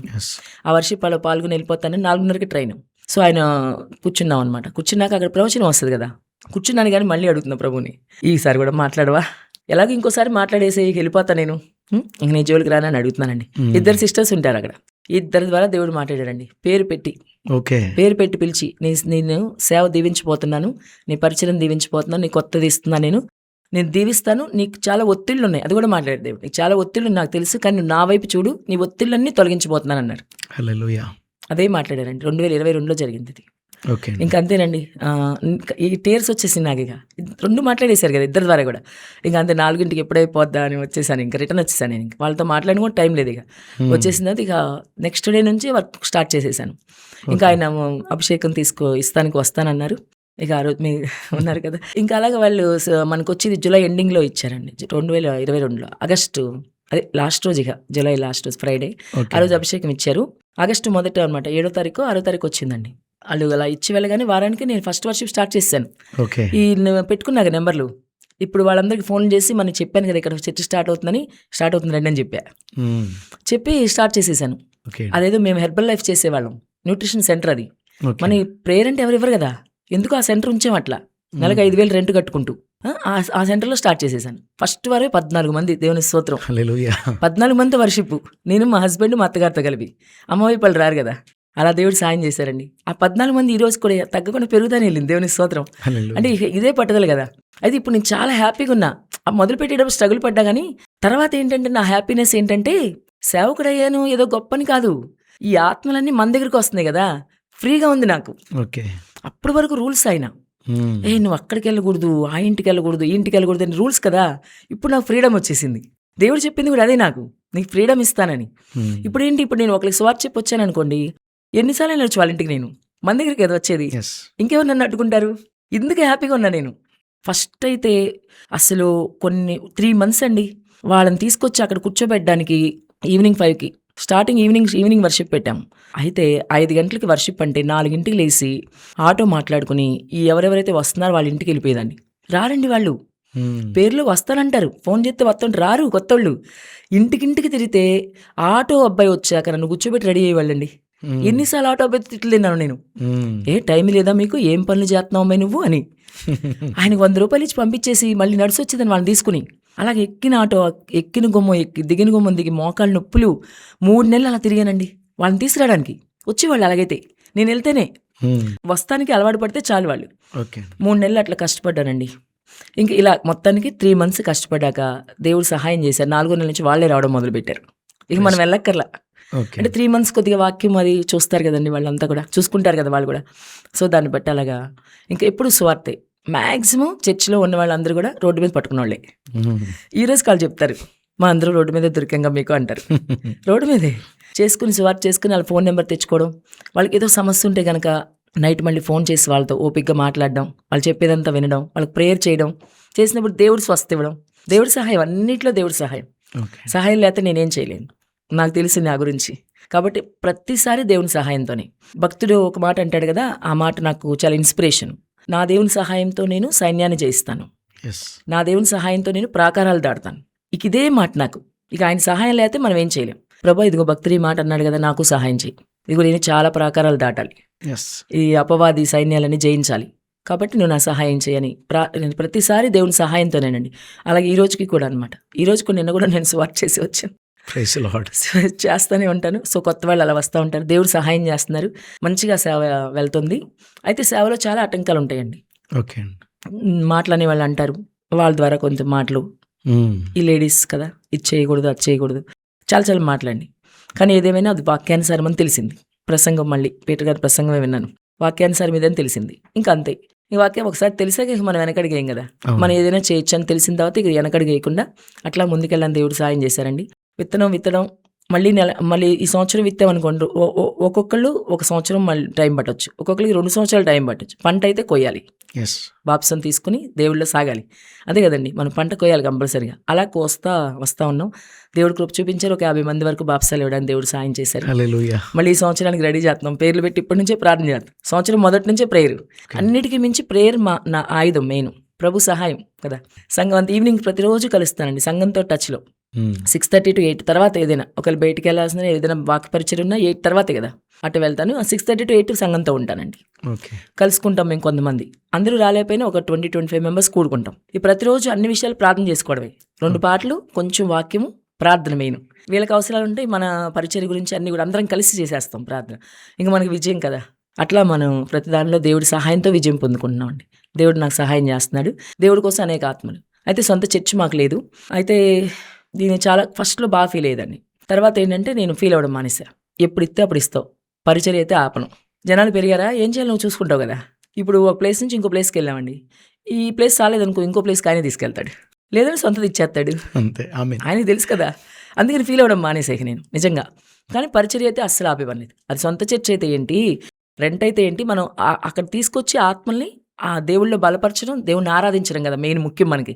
ఏ ప్లేస్ అయినా అదే కదండి చేసేది. కాబట్టి ఆ విధంగా నేను బలపరచాలని డిసైడ్ అయ్యాను. ఇచ్చినప్పుడు ఆయన ఇస్తాడు, ఇవ్వకపోయినా దేవుని స్తోత్రం. పరిచర్య అయితే ఆపను, సేవా పరిచర్య ఆకుండా చివరి వరకు. ఎన్ని ఆటంకాలు వచ్చినా వెళ్ళాలనండి. చాలా ఆటంకాలు వచ్చినాయి అయినా కానీ. థ్యాంక్ యూ అండి, చాలా విలువైన సంగతులు మాకు తెలియజేశారు. మీ సాక్ష్యం ద్వారా కొంతమంది సువార్త చేయాలని ఆశ కలిగిన స్త్రీలు పురికొల్పబడతారని నమ్ముతున్నాను. అంతేకాదు ప్రభులోకి వచ్చిన వాళ్ళు విశ్వాస జీవితాన్ని శ్రమల మధ్య కూడా కొనసాగిస్తే దేవుడు ఎలాంటి స్థాయిలో నిలబెడతాడనడానికి నిదర్శనమే మీ సాక్ష్యం. చాలా సంతోషం. అయితే మనం మరికొన్ని క్వశ్చన్స్తో ఈ పాడ్కాస్ట్ని కొనసాగిద్దాం. ఓకే. మీ ఫాదర్ ఏమన్నా క్రిస్టియన్స్కి వ్యతిరేకంగా ఉండేవారండి? బాగా వ్యతిరేకంగా ఉండేవాళ్ళు. అంటే గొడవలు పడుతూ ఉండేవాళ్ళు. మా రోడ్లోకి ఎవరైనా వచ్చినా కూడా ఇష్టపడేవాడు కాదు ఆయన. ఇష్టపడకుండా కొంచెం వేరే యూస్ చేసేవాళ్ళు, కొన్ని లాంగ్వేజెస్ యూస్ చేసి వాళ్ళని తిట్టడం కానీ, ఇంకా వాళ్ళు రాకూడదు ఇక్కడికి అని చెప్పేవాళ్ళు అనమాట. చాలా గట్టిగా ఉండేవాళ్ళు, స్ట్రిక్ట్గా. ఇంకా ఆయన ఏంటంటే నేను ఇలా అనేటప్పటికి జీర్ణించుకోలేకపోయారు. కొన్నిసార్లు చాలాసార్లు బైబిల్ కూడా పట్టుకెళ్ళొద్దు, ఎందుకంటే ఆ చుట్టుపక్కలంతా అదే క్యాస్ట్ ఫీలింగ్ ఎక్కువ కాబట్టి వాళ్ళ ఫ్రెండ్స్ ఉంటారు మాకు. కాబట్టి బైబిల్ పట్టుకెళ్ళొద్దు, అసలు బయటికి కనిపించొద్దు అనేవాళ్ళు. కనిపించకుండా తీసుకెళ్ళి ఒకవేళ నువ్వు మారట్లేదుగా నేను చెప్పినా కూడా, కాబట్టి బైబిల్ బ్యాగ్లో పెట్టుకుని వెళ్ళి అనేవాళ్ళు మా నాన్నగారు. చాలా వ్యతిరేకం అండి, బాగా వ్యతిరేకంగా ఉండేవాళ్ళు, ఇష్టపడేవాళ్ళు కాదు. ఇక నేను ఒక్కసారి దేవుళ్ళలోకి వచ్చిన తర్వాత వాళ్ళకి పూర్తిగా ఇష్టము ఇదైపోయింది. ఇంకా ఉన్నది ఇద్దరం కాబట్టి మా చెల్లి వైపు వెళ్ళిపోయింది అనమాట. ఇష్టం అంతా కూడా, నా మీద ఉన్న ఇష్టం అంతా కూడా అటు వెళ్ళిపోయింది. చాలా వరకు వాళ్ళ ప్రేమకి అది కూడా దూరం అయిపోయాను. అంటే ఎవరి ప్రేమ దూరం అయినా దేవుడి ఇష్టం కదా మనకి, అది మాత్రం వదులుకోలేదు నేను. చాలా జరిగినాయి కానీ ఇన్సిడెంట్స్, ఏం జరిగినా ఆయన ప్రేమ నుంచి మాత్రం ఎవరి ప్రేమైనా వదులుకోవడానికి ఇష్టపడ్డాను నేను. ఓకే అండి, చాలా సంతోషం. అయితే మీరు జాబ్ చేసేటప్పుడే కాలేజ్ ఏదో కొందామని చూసారని తెలిసింది. అవునండి, దానికోసం చెప్తారా? అంటే మేము ఎక్కడ వర్క్ చేసామో అక్కడ కొంత మా డైరెక్టర్ సార్ ఉన్నారు కదా, ఆయన కొద్దిగా ఫైనాన్షియల్గా ఇబ్బంది వచ్చింది. సో అందువల్ల ఏమైందంటే ఆ కాలేజ్ అమ్మేద్దాం అనుకున్నారు ఆయన. అమ్మేస్తే చాలా తక్కువ రేటుకే వేరే వాళ్ళు కొనుక్కుందామని ముందుకు వస్తే, అదేదో మన కాలేజ్ వాళ్ళు కొనుక్కుంటే బాగుంటుంది కదా, మన సారే ఉండొచ్చు కదా అని ఫీల్ అయ్యాం మేము. సో అది కొనేద్దామన్న ఆలోచనతో మేము రెడీ అయ్యాం. కానీ యాక్చువల్‌గా కాలేజ్ కొంటే పరిస్థితి వేరుగా ఉండేది కదా! ఇప్పుడంటే దానిలో వర్క్ చేస్తున్నాం కాబట్టి కొంచెం ఇది వాళ్ళు డైరెక్ట్‌గా కొన్నామంటే దానిలో ఇన్వాల్వ్ అవుతాం కదా! యెస్. మనం కూడా ఒక డైరెక్టర్ అయిపోతాం కాబట్టి దాన్ని ఎలా డెవలప్ చేయాలి, ఇంకా ఎంతసేపు అదే ఇది ఉంటుంది మనకి. సో దేవుని ప్రణాళిక కాదది. అది మనం ఆ రూట్ వెళ్ళడం కాదు. అందుకని లాస్ట్‌లో ఒక 10,00,000 అట్లా అమౌంట్ తగ్గిందని ఆపామనమాట. కాలేజ్ ఆగిపోయింది. కొనలేదు ఓకే. మేము. ఓకే. నేను కొనలేదు. వేరే వాళ్ళు కొనేసుకున్నారు. అట్లా యాక్చువల్లీ అయితే కాలేజ్ కొందామని ఆలోచన అనమాట. సో ఆ కాలేజ్ కొనకుండా అలా ఆగిపోయిందండి. ఓకే అండి. అయితే మరొక ప్రశ్న. మీరు మూవీస్ అంటే మీకు చాలా ఇష్టం అని తెలిసింది. ప్రభుని నమ్ముకోకముందు. అవును. ప్రభుని నమ్ముకున్నాక కూడా చాలా రోజులు మీరు మూవీస్ కంటిన్యూ చేశారు. అవును. మరి ప్రభు మూవీస్ మానేయమని చెప్పినప్పుడు అది అసలు ఎలా జరిగింది? మీరు ఎలా వాటి నుంచి బయటపడగలిగారు? మూవీస్ అంటే చాలా ఇష్టం చిన్నప్పటి నుంచి కూడా. మాకు ఏంటంటే చిన్నతనం నుంచి కూడా అసలు ఎక్కువ చూసేదాన్ని. ఓకే. చుట్టుపక్కల వాళ్ళు వెళ్తున్నా కూడా నేను వెళ్ళిపోవాలి వాళ్ళతో. అల్లరి చేసి, కింద పడి, మారాన్ చేసి మరీ వెళ్ళిపోయేదాన్ని. అంతలా ఇష్టం అనమాట. అయితే నేను యేసుప్రభుని నమ్ముకున్న తర్వాత చెప్పాను కదా! కొన్ని అంటే చూచాయిగా తెలుస్తుంది సినిమాలు చూడకూడదన్న విషయం గానీ, ఇంకా నామినల్‌గానే ఉన్నాం కదా! కొంతకాలం వరకు. ఇంకా అలాగే ఉండిపోయాం. అయితే తర్వాత ఇక ఈ బుక్కు చదివిన తర్వాత కూడా దేవుడు ఒకరోజు మాట్లాడుతా ఉన్నారు సినిమాలు మానేయాలని. ఒకరోజు ఈవినింగ్ ఏమైందంటే మాకు వెళ్ళే పాస్టర్ గారు ఒకాయన పెద్దాయన ఉండేవాళ్ళు. ఆయనొచ్చారు. ఆల్రెడీ మేమిద్దరం మూవీకి బయలుదేరాం. నేను మా హస్బెండ్. హ్మ్. ఎక్కువగా చూసేసేవాళ్ళం కదా! సాయంత్రం అయితే ఇంకెళ్ళిపోవడమే కాలేజ్ చూసుకొని. అయితే బయలుదేరితే ఆయనొచ్చారు. ఎక్కడికెళ్తున్నారని అడిగారాయన. అడిగితే ఇలా మూవీకని చెప్తే ఏమంటాడో ఏంటో ఈయన అని బయటికెళ్తున్నామని చెప్పాను. చెప్పిన తర్వాత మళ్ళీ ఎందుకో మనసు బాగా అంగీకరించలేదు. సరే చెప్పేద్దాంలే నీకేమైందిలే అని మూవీకెళ్తున్నాం అంటే ఆయన అట్లా వెళ్ళకూడదు కదమ్మా సినిమాలకి అని అన్నారాయన. అదేంటి సినిమాలు చూడకూడదు ఎక్కడుంది బైబిల్‌లో వాదనేసుకున్నా నేను. ఇష్టం కదా మూవీస్ అంటే. దాన్ని వదలలేక. వాదనేసుకొని అంతా చేశాననమాట. చేసిన తర్వాత ఇంకా ఆయన వెళ్ళిపోయారు. ఎందుకో ఆ రోజే నా మనసుకి కొంచెం బాధేసింది. ఎందుకు ఇట్లా మాట్లాడుతున్నాను నేను? యాక్చువల్లీ నాకు తెలుసు మనసుకి సినిమాలు కరెక్ట్ కాదని దేవుళ్ళో. కానీ నేను వదలలేక వాటిని. ఇంకా ఆ రోజు వెళ్ళలేదు మూవీకి. నేను వెళ్ళలేదు. ఇంక మా హస్బెండ్‌కి నేను ఇలా అని చెప్తే ఒప్పుకోరు కదా మళ్ళీ. అందుకని ఆయన్ని పంపించేసి నేను మాత్రం బ్యాక్ పెయిన్ అని చెప్పేసి అట్లా కొంచెం అవాయిడ్ చేశాను. తర్వాత నిదానంగా మా ఫ్యామిలీస్ అందరిని కూడా తీసుకెళ్ళేదాన్ని నేనే. మా కజిన్స్ ఉండేవాళ్ళు. మేమందరం కలిసి వెళ్ళేవాళ్ళం. ఆల్మోస్ట్ నగరంలో సినిమాలన్నీ కవర్ అయిపోయాయి. అసలు పేపర్ కూడా మేము అదే చూసేవాళ్ళం. నగరంలో ఏం సినిమాలు ఉన్నాయని చూడడానికి పేపర్ చూసేవాళ్ళం. అంతలా చూసేవాళ్ళం. అట్టర్ ఫ్లాప్ మూవీ కూడా వెళ్ళాల్సిందే మేము. కంపల్సరీగా ఎవరు వెళ్ళేవాళ్ళు కాదు. మేమే వెళ్ళేవాళ్ళం. అంతలాగా అనమాట. సో అది బయటికి రావాలంటే స్ట్రగుల్ అయింది నాకు. చాలా ఇబ్బంది పడ్డాను. అయితే ఒకరోజు దేవుడిని అడిగాను. ఏంటి ప్రభా మరి వేరే వేరే వాళ్ళ గ్రంథాలు ఉన్నాయి కదా! దానిలో ఎక్కడా కూడా మూవీ గురించి రాయలేదు కదా! నువ్వెందుకు మాత్రం దీనిలో రాసావు? కొద్దిగా ఇదొకటి మార్చుకోరాదా అని కూడా అడిగా. వదలలేక. హ్మ్. అన్నీ వదిలాను కానీ ఇది వదలలేకపోతున్నా. మరి నువ్వు కావాలి, ఇవి కావాలి. సినిమా కావాలి. ఈ క్వెషన్ అడిగి ఎన్నిసార్లు అడిగాను. కానీ తర్వాత దేవుడు నాకు సహాయం చేశారండి. తర్వాత ఒక్క వారం ఇలా స్ట్రగుల్ అయిన తర్వాత దాని మీద నుంచి నాకు మనసు లేకుండా చేశారు దేవుడు. Praise God.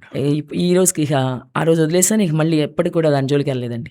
ఏ రోజు కూడా ఇక సినిమా అసలు దాని మీద ఇక మనసు లేదు. అలా దేవుడు సహాయం చేశారు. చాలా స్ట్రగుల్ అయ్యాను కానీ ఇది వదలడానికి మాత్రం. ఈవెన్ ఆర్నమెంట్స్ విషయంలో కూడా అంత స్ట్రగుల్ అవ్వలేదు. ఈ మూవీస్ విషయంలో స్ట్రగుల్ అయ్యాను అనమాట. చాలా స్ట్రగుల్ అయ్యాను. కానీ దేవుడు నాకు సహాయం చేశారు. దేవుడు నాకు దాని మీద విడుదల ఇచ్చారండి. అయితే మీరు ఆర్నమెంట్స్ తీసాను, దేవుడు మాట్లాడితే అలంకరణ విడిచిపెట్టానని చెప్పారు కదా! ఆ టైంలో మరి అంతకు ముందు వరకు మీకు వచ్చే శాలరీ వాటితో గోల్డ్ కొనుక్కున్నాను అన్నారు. మీకు ఎంతో ఇష్టం కదా గోల్డ్ అని ఎలా రాగలిగారు? అదే ఆ టైంలోనే ఆ బుక్ చదివాను కదా! ఇంకా అక్కడే అనమాట. ఆ 3 అవర్స్ తర్వాతే నాకు వదిలేయాలి ఇది. ఎందుకంటే క్లారిటీగా ఉంది కదా! చాలా క్లియర్‌గా మాట్లాడుతున్నారు దేవుడు. అది కరెక్ట్ కాదు అని చెప్తున్నారు. కానీ అది తీయడానికి ఇబ్బందే నాకు కూడా. ఎందుకంటే బాగా ఇష్టం కాబట్టి. ఓకే. ఇంకొకటి మా ఇంట్లో ప్రాబ్లమ్స్ వస్తాయి కదా! 2 విషయాలు ఉన్నాయి అక్కడ. ఇప్పుడు ఆ రెండిటిని నేను ఎదుర్కోవాలి. చాలా ఇబ్బంది అయింది. ఇది వదలాలంటే ఎట్లాగా, ఎలా ఉంటాం, ఏంటి అన్నీ రేపొద్దున ఎలా సమాజాన్ని ఫేస్ చేయాలి.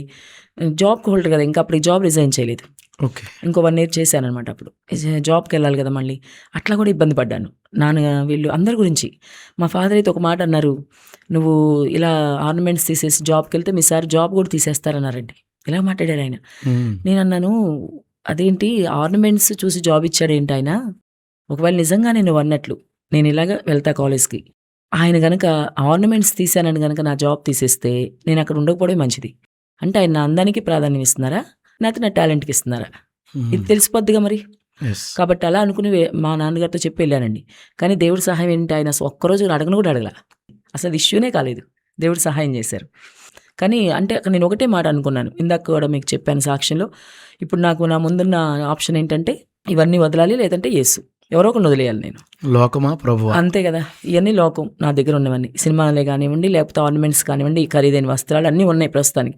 సో ఇవన్నీ ఉండి నేను దేవుడు కూడా ఉన్నాడు అనుకుంటున్నా, కానీ వాస్తవంగా లేడు నా దగ్గర దేవుడు. కానీ యాక్చువల్గా దేవుడికి ఇది ఇష్టం లేదు. కాబట్టి ఇప్పుడు నా ముందు నా ఆప్షన్స్ ఉండే ఆ రోజు ఇదే అనుకున్నా నేను. సేమ్ ఇదే ఫీలింగ్ ఆ రోజు కూడా ఉంది. ఎవరు లేరు, నేను ఇంట్లో ఒక్కదాన్ని ఉన్నాను. ఉండి బుక్ చదివాక అనుకున్న మాట ఇదే. అద్దం ముందు కూర్చుని ఇదే అనుకున్నాను, ఇది నాకు ఏసు కావాలా ఇది కావాలా, రెండు తేల్చుకోవాలని. సో తేల్చుకున్నప్పుడు నాకు ఏసే కావాలి, ఇవన్నీ అవసరం, ఆయనే కావాలనుకున్నాను. ఇవన్నీ పక్కకి వెళ్ళిపోయినాయండి. అంటే మ్యాక్సిమం ఎక్కువ ఇష్టం కదా ఆయన అంటే, బాగా ప్రేమ. కాబట్టి ఈ ప్రేమ అది డామినేట్ చేసింది, ఆయన మీద ఉన్న ప్రేమే డామినేట్ చేసింది. సో ఇవన్నీ వద్దని పక్కన పడేసి ఇక తర్వాత వాటి మీద మనసు లేదండి. అయితే అది దేవుడు సహాయం చేయాలి కదా మనకి. చేశారు దేవుడు, నాకు నిలబడాం కదా, నిలబడ్డప్పుడు ఎవరికైనా దేవుడు సహాయం చేయాలి. ఫస్ట్ నిలబడే పార్టీ ఇంపార్టెంట్. మీరు దేవుడి వైపుకి రండి అంటాడు కదా యాకోబు, తర్వాత దేవుడు మన వైపుకి తిరుగుతాడు. కాబట్టి అలాగా కాకపోతే అన్నిటికీ మెయిన్ ఏంటంటే దేవుడి మీద ప్రేమ, అల్టిమేట్ లవ్. అది చింతన నుంచే ఉంది కదా, ఇక అది దానివల్ల అన్నీ సెట్ అయిపోయినాయి. చాలా సంతోషం అండి. అయితే మీ పరిచర్యలో మీకు ప్రధానమైన సమస్య మీరు ఉమెన్ అవ్వడం. ఎందుకంటే ఒక మెన్ సేవకు రావడం అనేది సొసైటీ యాక్సెప్ట్ చేస్తుంది, కానీ ఒక ఉమెన్ సేవ చేయడం అంటే ఖచ్చితంగా ఇబ్బంది. మరి మీకు భయమే లేదా ఉమెన్గా నేను మినిస్ట్రీకి రావడం అనే విషయంలో? అంటే ఉమెన్ అని నాకు ఉంది, సహకరించే వాళ్ళు కూడా లేరని మనసులో ఉంది. ఓకే, కానీ దేవుని పిలుపు కదా అది. అన్నారు కదా దేవుడు ప్రవచనం ద్వారా కూడా మాట్లాడారు, నీకు స్ట్రగుల్స్ వస్తాయి, ఇబ్బంది కూడా ఉంది, కానీ నేను నీకు సహాయం చేస్తా అన్నారుగా. సేవను దీవిస్తాను, ఆశీర్దిస్తాను, నీకు సహాయం చేస్తా అన్నారు. కాబట్టి ఆయన సహాయం చేస్తారు అని ధైర్యంగా ముందుకు వచ్చాను. అంటే ఆయన మాట చేయడం వాళ్ళ ఇష్టం బాగా. అది ఏదైనా దేవుడు సహాయం చేస్తారు కదా. అదే ఇప్పటికీ ఆ ఫేస్ చేస్తున్నాను నేను. మీరు అన్నమాట ఉమెన్ అని చాలా చూస్తారు తక్కువగా. ఇంకా కొంతమంది కావాలని నన్ను బ్లేమ్ చేసిన పాస్టర్ గారు కానీ ఇంకొకళ్ళు వేరే మన విశ్వాసుల దగ్గర కూడా లేడీస్ ఈ పని చేయకూడదు, ఆ పని చేయకూడదని నేను బాప్తిసాలు ఇచ్చిన వాళ్ళ దగ్గరికి కూడా వెళ్ళి మాట్లాడారండి, నన్ను బ్లేమ్ చేయడానికి వీళ్ళందరూ. ఎందుకంటే ఈ సంఘం డెవలప్ అవుతుంది, ఎక్కువ మందికి మనం ఇస్తున్నాం, ఇవన్నీ చూస్తున్నారు కదా, కొంత ఏదో జలసి ఉంటుంది వాళ్ళు. నేను మళ్ళీ ఇంకొక దగ్గరికి వెళ్ళి బాప్తిసాలు ఇప్పించడం అవన్నీ కరెక్ట్ కాదండి. అలా చేసే కదా ఇప్పుడు నేను బ్లేమ్ అయ్యాను. ఎవరికి ఏది అవకాశం ఇవ్వకుండా అన్ని మనమే చేసుకోవాలని కదా దేవుడు ఇచ్చారు మనకి, ఆ ఫ్రీడమ్ ఇచ్చారు దేవుడు. కాబట్టి దాన్ని మళ్ళీ ఇదవ్వకుండా ఉండాలని ప్రేయర్ చేసుకున్నానండి. ఓకే అండి, ఇప్పుడు లేడీస్ మినిస్ట్రీ చేయకూడదు అనే మాట సేవకులు కావచ్చు లేదా విశ్వాసులు కావచ్చు మీ దాకా తీసుకొచ్చినప్పుడు మీరు ఏమని వారిని కన్విన్స్ చేసేవారు, లేదా ఎలా సమాధానం చెప్పేవారు? అది మనకి జెండర్ అని ఏం లేదు దేవుడి దగ్గర, లేడీస్ అయినా చేయొచ్చు. కొత్త నిబంధనలో కూడా వాక్యాలు ఉన్నాయి కదండి, మరి చాలా చోట్ల అమ్మగారు అని ప్రస్తావిస్తారు, అక్కడ ఉండదు. సో లేడీస్ కూడా మనం చేయొచ్చు. అలాగే మనం ఆత్మీయంగా మనం నేర్చుకున్నాం కదా, కొన్ని ప్రసంగాలు కూడా విన్నాను నేను, పీటర్ గారి వీళ్ళు విన్నాను, తర్వాత వాక్యం కూడా చూపిస్తుంది కదా. సో అవన్నీ విన్నాక నాకు తెలియదు స్టార్టింగ్లో చేయకూడదని అనుకున్నాను కదా, కానీ తెలిసిన తర్వాత ఇంకా మనం అది దేవునికి వ్యతిరేకం కాదు అని తెలిస్తే చాలండి. ఫస్ట్ నేను ఎప్పుడు ఏమనుకుంటానంటే వాక్యానికి వ్యతిరేకంగా వెళ్ళకుండా ఉంటే చాలు. నేను ఫస్ట్ నా కాన్సెప్ట్ అది. నేను ఇంకా వాక్యానికి వ్యతిరేకంగా వెళ్తే దేవుని సహాయం రాదు కదండి. ఇంత భక్తి చేయడం ఎందుకు? అది వాక్యానికి వ్యతిరేకం అని చెప్తే ఏదైనా ఆగిపోతాను కూడా. ఒకవేళ దేవుడు చెప్తే ఆగిపోతాను, ఏదైనా దేవుడు వెళ్ళమంటే మాత్రం ఆపను, ఏదైనా అంతే.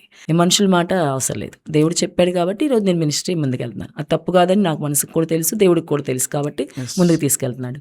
కాబట్టి ఇంకా అప్పుడు వచ్చిన వాళ్ళకి నేను అలా కన్విన్స్ చేస్తాను. ఓకే, బైబిల్ చెప్తుంది కదండి, బైబిల్ చెప్తుంది క్రీస్తు యేసులో ఉన్నవారు స్త్రీ అని పురుషుడని భేదమేమీ లేదు. అవును, పైగా కొంతమంది స్త్రీలు మౌనంగా ఉండవలసిందే అనే మాట తీసుకుని అక్కడ సందర్భాన్ని చూడకుండా మౌనంగా ఉండవలసిందే, మాట్లాడకూడదనే దాన్ని బోధించకూడదనే దానికి ఆపాదిస్తూ ఉంటారు. దానికి సమాధానం కూడా బైబిల్ క్లియర్ గా చెప్తుంది. అందుకని ఇంకా నేనేం భయపడను, అది దేవుని చిత్తం కదా. దేవుని చిత్తం అయినప్పుడు మనుషుల మాటకి మనం భయపడాల్సిన అవసరం లేదు, దేవుడికి ఇష్టమైతే చాలు నాకు. అట్లా వెళ్తున్నాను ముందుకి. మీరు బాప్తిజమాలు ఇచ్చానని చెప్పారు కదా, మీకు నీళ్ల ఫోబియా ఏదో ఉందని తెలిసింది.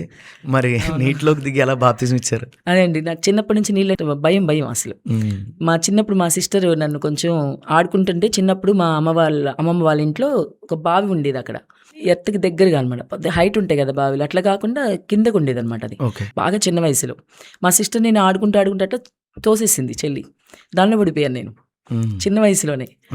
ఇంకా అక్కడే చనిపోవాల్సింది, అదే దేవుడి ప్రణాళిక ఉంది కాబట్టి మా మావయ్య దానిలో దిగి నన్ను, వరలు ఉంటాయి కదండి దాని మీద ఆయన కూర్చుని నన్ను అట్లా కూర్చోబెట్టుకుని తీసుకొచ్చారు పైకి. అక్కడి నుంచి కూడా వాటర్ అంటే అసలు భయం, పెద్దయ్యాక కూడా అదే భయం. యూనివర్సిటీలో నేను నాగార్జున యూనివర్సిటీలో బ్యారేజ్ మీద నుంచి వెళ్లాల్సి వచ్చేది, ఓకే. డైలీ అనుకునేదాన్ని బస్సు ఇక్కడ పడిపోద్దేమో అని. ఎందుకంటే ఆ బ్యారేజ్ మీద నుంచి వెళ్ళాలి మేము. ఎందుకంటే గుంటూరు మధ్యలో కదా అది. సో వెళ్ళేటప్పుడు ప్రతిరోజు అనుకునేదాన్ని అట్లా అనమాట. భయం బాగా వాటర్ అండి. సో ఫస్ట్ బాప్తిజం ఇచ్చే రోజు చాలా టెన్షన్ ఫీల్ అయ్యాను ఫస్ట్ టైం. 2022లోనే ఇచ్చాం డిసెంబర్లో. కొంతమందికి ఇచ్చినప్పుడు ఒక 6గురికి ఇచ్చాం ఫస్ట్. ఆ నైట్ అంతా నిద్రపట్టలేదు. వాటర్ నేను బాప్సం తీసుకున్న రోజు కూడా నీళ్ళలో ఉండడానికి భయపడ్డాను. చాలాసేపు పట్టింది నన్ను బాప్సం తీసుకోవడానికి. ఆ పెద్ద ఆయన పాస్టర్ గారు ఉండేవాళ్ళు కదా, ఆయన పాస్టమ్మ కలిసి నిదానంగా ముంచి లేపారు నన్ను. చాలా ప్రాసెస్ అయింది వాటర్ అంటే భయం కాబట్టి. ఎంతమందికి ఇచ్చారండి బాప్తిస్మాలు? 50 మందికి ఇచ్చాం. ప్రభులోకి ఎంతమంది నడిపించుంటారు? దాదాపు 100 మంది. ఇంకా కొన్ని వేరే ప్లేస్ కూడా వెళ్తూ ఉంటాం కదండి, అక్కడ కూడా బలపరుస్తూ ఉంటాము. అన్ని ప్లేసులు కలిపితే కనుక ఒక 150-200 మంది దాకా అంటే అందరూ ఇంకా ఎక్కడెక్కడ వెళ్ళినాయి కొన్ని ఈ ప్లేస్లు అవన్నీ ఇంకో దగ్గరికి వెళ్ళినా అలాగనమాట. అది సువార్త గురించి అయితే మొత్తం చాలా మంది ఉంటారు అప్పటి నుంచి. అది ఈ సేవ వరకు చెప్తున్నాను. అదే మీరు ప్రభులో నడిపించిన వారైతే 150 మంది పైన ఉంటారు.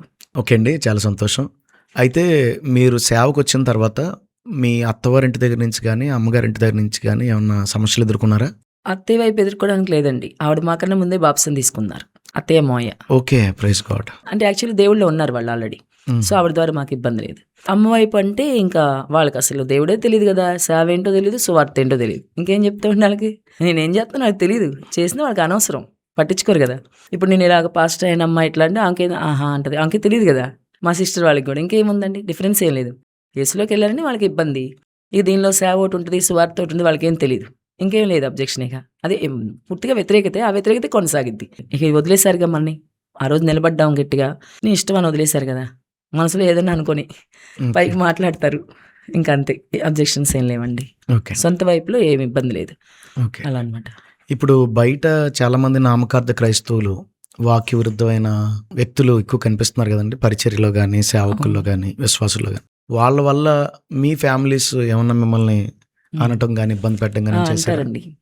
ఎందుకంటే అమ్మ ఉంది కదా, చాలామంది ఇట్లా ఆర్నమెంట్స్ గురించి లేదా ఇంకా కొన్ని విషయాలు వాళ్ళు చేస్తున్నప్పుడు నన్ను పిలిచి అడుగుతుంది అనమాట. అమ్మ కాబట్టి నువ్వు ఎందుకు ఇట్లున్నావు, వాళ్ళు అన్నీ పెట్టుకుంటున్నారు కదా, నువ్వు ఎందుకు ఇట్లున్నావు అని చాలాసార్లు అడిగింది నన్ను. ఇంకా వాళ్ళకి ఇవన్నీ ఎక్స్ప్లెయిన్ చేయలేం కదా, అది కరెక్ట్ కాదమ్మా, మరి ఇలాగే చేయాలి, వాళ్ళు అలా చేసినప్పుడు మనం ఏం చేయలేం కదా అని నేను ఏదో సర్ది చెప్తాను అనమాట. కానీ నా మాటకు వాళ్ళు యాక్సెప్ట్ చేయరు. ఎందుకంటే నేను ఇలా ఉన్నాను వాళ్ళకి ఇష్టం లేదు కాబట్టి. నామినల్గా ఎవరైతే ఉంటారో వాళ్ళ వైపే ఉంటుంది వాళ్ళ దృష్టి అంతా. కాబట్టి అటువైపు వెళ్తారు, మనం చెప్పేది వాళ్ళు వినరు. కానీ వీళ్ళ వల్ల నాకు ఇలాగా అమ్మ మెయిన్గా మా సిస్టర్ కానీ అడుగుతుంది అనమాట, ఇట్లా ఎందుకున్నారు ఇట్లా అని. అలాంటి ప్రాబ్లమ్స్ ఉంటాయండి వీళ్ళ వల్ల. అయితే మీకు బ్లడ్ చాలా తక్కువగా ఉంటుందని తెలిసిందండి. అవును. మరి బ్లడ్ తక్కువగా ఉందంటే ఆటోమేటిక్గా బలహీనతలు ఉంటాయి. అలాంటి టైంలో కూడా మీరు ఎలా పరిచయం చేయగలుగుతున్నారు? చిన్నప్పటి నుంచి ఉంది ప్రాబ్లం. ఓకే. ఫుడ్ ఫస్ట్ తక్కువ తీసుకుంటాం, దానివల్ల బ్లడ్ తక్కువ. అంటే ఏది పడితే అలా తినేస్తే పర్లేదు, బాగానే ఉంటుంది. తినను ఫుడ్, ఓకే, బాగా ఇష్టమైతేనే దాని జోలికి వెళ్ళను అనమాట. సో దానివల్ల మామూలుగానే బ్లడ్ తక్కువ ఉంటుంది. ఇంకా కొద్ది బ్లడ్ జనరేట్ అయ్యే ఆ లక్షణం కూడా లేదు నా దానిలో. ఓకే. దానివల్ల కానీ చాలా ఇబ్బంది అయింది నాకు. ఒక 7 years బ్యాక్ అట్లా అసలు బ్లడ్ బాగా 3 grams వచ్చేసింది. ఓకే. డాక్టర్ అయితే కోమా స్టేజ్లోకి వెళ్ళిపోతాను, నేను లెక్చరర్ చేస్తున్నాను ఇంకా అప్పుడు. అయితే తిట్టారనమాట డాక్టర్, ఏంటమ్మా నువ్వు లెక్చరర్ అయ్యండి ఇట్లా అయిపోయావని. 3 grams వచ్చేసింది, చూసుకోలే. అప్పుడు కూడా దేవుడు సహాయం చేశారు చూడడానికి. వెంటనే 2 bottles ఎక్కించమంటే మాకు తెలిసిన వాళ్ళు ఇచ్చారు. 2 bottles ఎక్కించుకున్న 5 grams అయిందండి.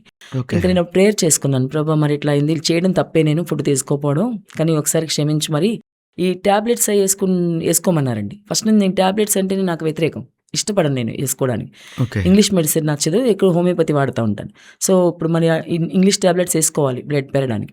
సో ట్యాబ్లెట్స్ వేసుకోవాలంటే ఇబ్బంది ఉంది కానీ నేను ప్రేయర్ చేసుకుంటే ఒక 3 monthsలోనే నాకు దేవుడు మంచిగా బ్లడ్ పెరగడానికి సాయం చేశారండి. అప్పుడు మళ్ళీ అలాగే గ్రాడ్యువల్గా ఇప్పుడు కూడా అంతే, ఈవెన్ టుడే ఆల్సో మనం మంచి ఫుడ్ తీసుకోకపోతే తగ్గిపోద్ది బ్లడ్. అందుకని నేను కొంచెం మార్నింగ్ టైం గోధుమ గడ్డి జ్యూస్ అని ఉంటుందండి, ఆ జ్యూస్ తాగితే కొంచెం బ్లడ్ బాగా పెరుగుతుంది అనమాట. అంటే ఫుడ్ అయితే తినడం కష్టం కదా, ఇదైతే ఒక గ్లాస్ తాగేస్తే కొంచెం ఇబ్బంది లేకుంటుందని తీసుకుంటా ఉంటాను. ఎందుకంటే ఫుడ్ అది దానికి సంబంధించి పర్టికులర్గా తినాలండి. ఫుడ్ అదే బ్లడ్ పట్టే తినాలి మనం. డ్రై ఫ్రూట్స్ కానీ ఇంకా దానిమ్మకాయలని ఇట్లా ప్రత్యేకంగా అవి తినాలి. సో అవి అన్నీ నేను ఎక్కువ తినలేకపోతాను, ఇంటికి మినిస్ట్రీ కదా, కొంచెం హడావుడిగా ఉంటాను, తీసిచ్చే వాళ్ళు ఉంటారు, నాకు అవన్నీ మళ్ళీ చేసుకోలేను. అందుకని ఆ జ్యూస్ తాగడానికి ఎక్కువ త్వరగా అవైలబుల్గా ఉంటే బాగుండని ప్రేయర్ చేసుకుంటే కొద్దిగా అవైలబిలిటీకి వచ్చింది. అది ఒక గ్లాస్ తాగితే చాలండి. ఇంత గ్లాస్ తాగినా మనకి అది బ్లడ్ తాగినట్టే అనమాట. అది అంత బాగా పనిచేస్తుంది. దేవుడు అలా నాకు అది అరేంజ్ చేశారు. సో ఆ జ్యూస్ తాగడం ద్వారా కొంచెం బెటర్గా ఉంది. మళ్ళీ నీరసంగా ఉంటుంది. కొంత మార్నింగ్ ఇంట్లో వర్క్స్ అంతా చేసుకోవాలి కదా.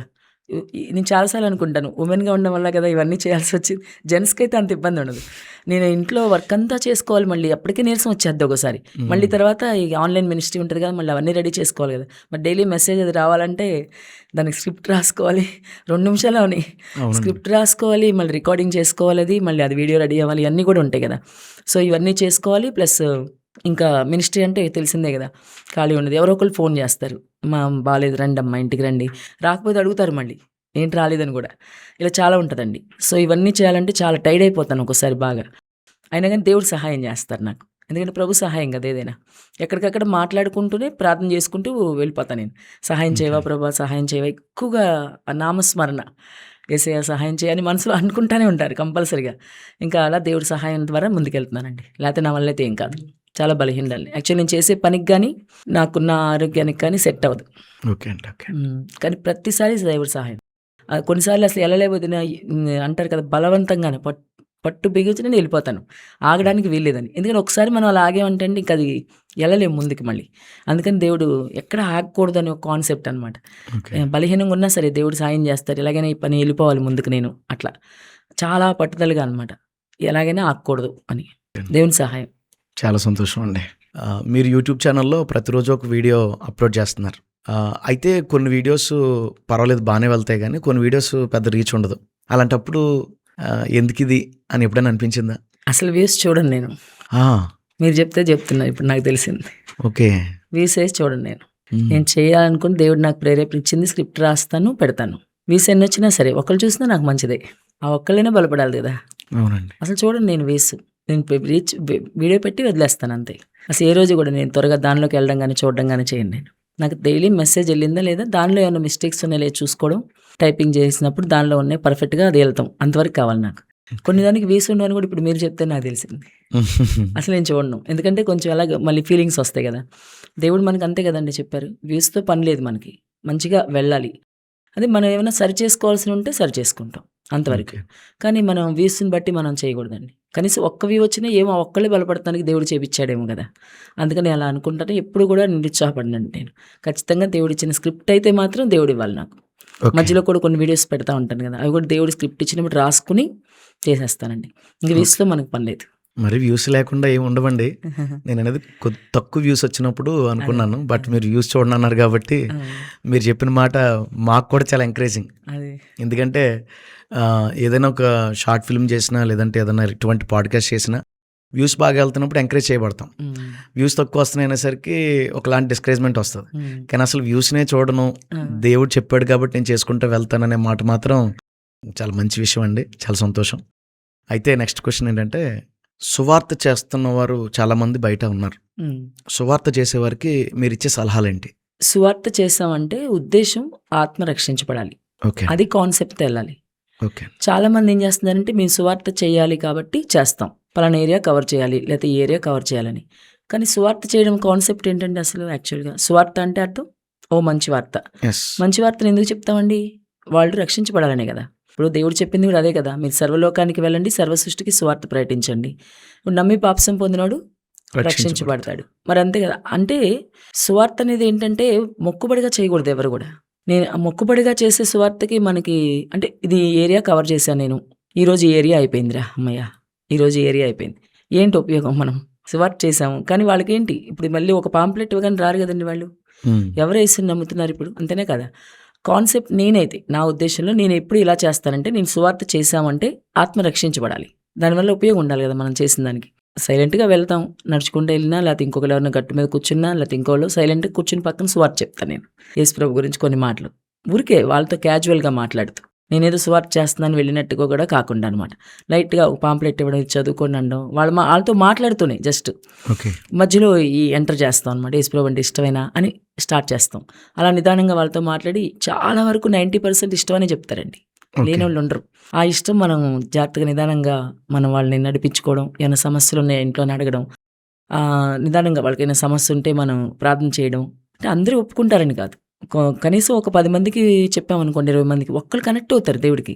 మిగతా వాళ్ళు కనెక్ట్ అయిపోయినా బాధపడకూడదు మనం. ఓకే. ఆ ఒక్కళ్ళు కనెక్ట్ అయిన వాళ్ళని పట్టుకోవాలి మనం. వాళ్ళ మీద దృష్టి పెట్టాలి మనం ఖచ్చితంగా. పెట్టి వాళ్ళ కోసం ప్రార్థన చేయడం, కొంచెం ఫోన్ నెంబర్ తీసుకోవడం, నిదానంగా మాట్లాడి ఫోన్ చేస్తూ ఉండడం, వాళ్ళకి ఎట్లున్నారు ఏంటన్నావు, డైలీ ప్రేయర్ చేయించుకుంటారమ్మా, దేవుడు కార్యం చేస్తాడు. మాటలు కూడా దేవుడు చేస్తాడు కదా మరి. అట్లా మనం చేస్తున్నప్పుడు వాళ్ళ కార్యం జరిగినప్పుడు దేవుడిని నమ్ముతారండి వాళ్ళు. Yes. అట్లా ఒక ఆత్మ నిదానంగా నడిపించుకోవడం, అలా సెట్ అయిపోతారు వాళ్ళు. అంటే సువార్త ఉద్దేశం ఆత్మ రక్షించబడాలి నేను చెప్పేది. Yes. వాళ్ళని రక్షించడానికి, యేసు గురించి తెలిసి వదిలేయడం కాదు, వాళ్ళ రక్షణలోకి రావాలి, ఆత్మ రక్షించబడాలి, వాళ్ళు ఫైనల్గా దేవుడి దగ్గర చేరుకోవాలి. Yes. మనతో పాటు వాళ్ళు కూడా అంతే కదండి. ఉద్దేశం అదే కదా సువార్త అంటే. అవునండి. అందరికీ అనుకూలమైన టైం ఉంటుంది అండి. అలానే మిట్ట మధ్యాహ్నం కొంతమంది అంటే నేను ఎండలో కూడా చేసేస్తున్నాను ఫీలింగ్, మీకు అర్థమవుతుందా? ఎండలో కూడా చేసేస్తున్నాను నేను సువార్త దేవుడి కోసం అని ఎవరు ఉండరు. 12ంటికి వెళ్తే బాగా ఎండేస్తుందండి, ఎవరు వస్తారు సువార్త చేయడానికి? ఎవరు చెప్తావు, ఎవరికి ఇస్తావు సువార్త అండి? అవునే కదా. అవి పేరు కోసం చేసుకునేవి. ఓకే. ఈవినింగ్ టైంలో అయితే అందరూ ఉంటారండి. ఆఫీసులకి వెళ్ళేవాళ్ళు, ఆఫీసుల నుంచి వచ్చేవాళ్ళు కానీ బయటకు వస్తారు అందరూ కూడా. 4, 5 ఆ టైంలో అయితే బయట ఉంటారండి అందరూ. సువార్త చేయడానికి అవకాశమైన టైం అది. వింటారు కూడా మళ్ళీ, కొంచెం రిలాక్స్గా కూర్చుంటారు వాళ్ళు. ఎందుకంటే అంత హడావుడిగా ఉన్న టైంలో కాకుండా ఇస్తే చాలామంది దొరుకుతారు. హ్యాపీగా అలా నడుచుకుంటూ వెళ్ళిపోవచ్చు. వెళ్ళుకుంటూ ఒక పాంప్లెట్ ఇచ్చుకోవచ్చు, చక్కగా ఇది చేసుకోవచ్చు. వాళ్ళు కూడా రిలాక్స్గా ఉంటారు. అలా అలా చేస్తే బాగుంటుందండి సువార్త. అదే చేయాలని నేను అనుకుంటున్నా. ఓకే. దేవుడు సాయం చేస్తాడు. చాలా సంతోషం అండి.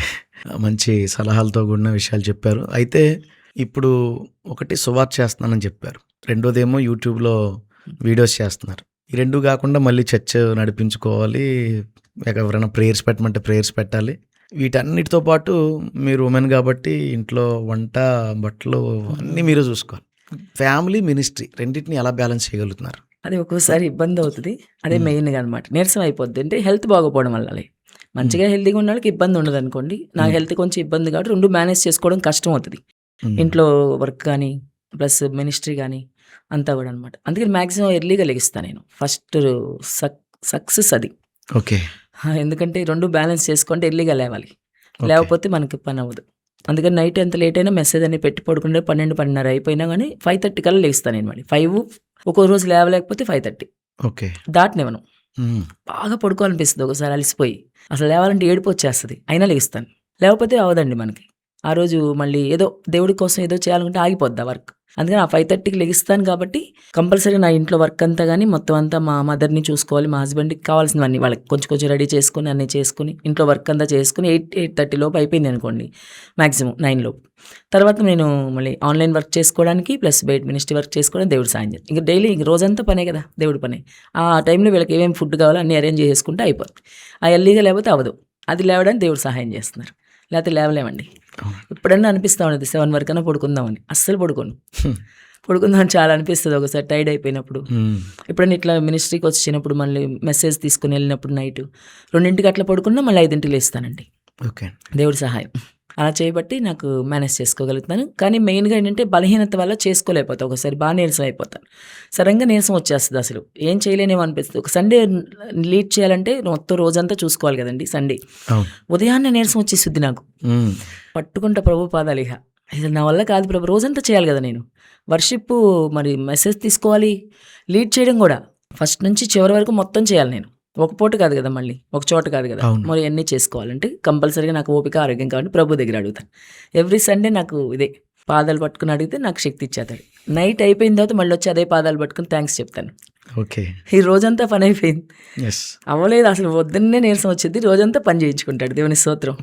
ఆయన సహాయం అండి, అడిగిన సహాయం నాకు, లేదంటే ఏం చేయలేను. చాలా సంతోషం అండి. నిజంగా ఆయన పాదాలను ఆశ్రయించిన వారికి దేవుడు నూతన బలం ఇస్తాడు కదా. అయితే మీరు చేస్తున్న పరిచర్యలో మీరు ఎదుర్కొన్న సమస్యలు ఏమైనా చెప్తారా? ఉంటుందండి చాలా. సంఘము సేవ కదా, భారం కదా. సొసైటీ నుంచి కొంత ఇబ్బంది, సంఘం నుంచి కూడా ఉంటుంది కొన్నిసార్లు. విశ్వాసులు ఉంటారు కదా, ఓకే, అంటే విశ్వాసులు ఎవరైనా వెనక అడిగేసినా ఏ విషయంలో అయినా వాళ్ళు తప్పిపోతున్నారని తెలిసినా కొంచెం ఒక వారం చర్చికి రాపోయినా ఇదంతా ఎందుకు కొంచెం బాధేస్తుంది నాకు. లైట్ తీసుకోలేను నేను దాన్ని, ఎందుకంటే వాళ్ళ కోసం ఎంత శ్రమ పడ్డామో తెలుసు కదా. దాని వెనక ఉన్న శ్రమ అంటే కొంతమంది లైట్ తీసుకోవచ్చు, పర్లేదులే ఒక వారం రాకపోతే అయితే తప్పిపోతుంది, పట్టించుకోపోవచ్చు. మిగతా వాళ్ళగా నేను ఉండలేను, ఎందుకంటే ఆ భారం ఏంటో నాకు తెలుసు కాబట్టి. ఆ విశ్వాసం అక్కడ రావడానికి ఎంత ప్రయాసపడ్డాను వెనకాల అంతా గుర్తొస్తుంది నాకు, టీయర్స్ వస్తాయి.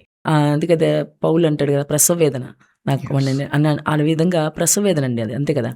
వాళ్ళు తప్పిపోతున్నప్పుడైనా, లేకపోతే వాళ్ళు దేవుడికి ఇష్టమైన కార్యాలు చేస్తున్నారా, లేకపోతే వ్యతిరేకంగా ఏమన్నా ఒకవేళ సంఘానికి కానీ మనకు వ్యతిరేకంగా మాట్లాడినా కొంచెం బాధేస్తుంది. ఎక్కువ ఆ విషయంలోనే ఫీల్ అవుతాను నేను.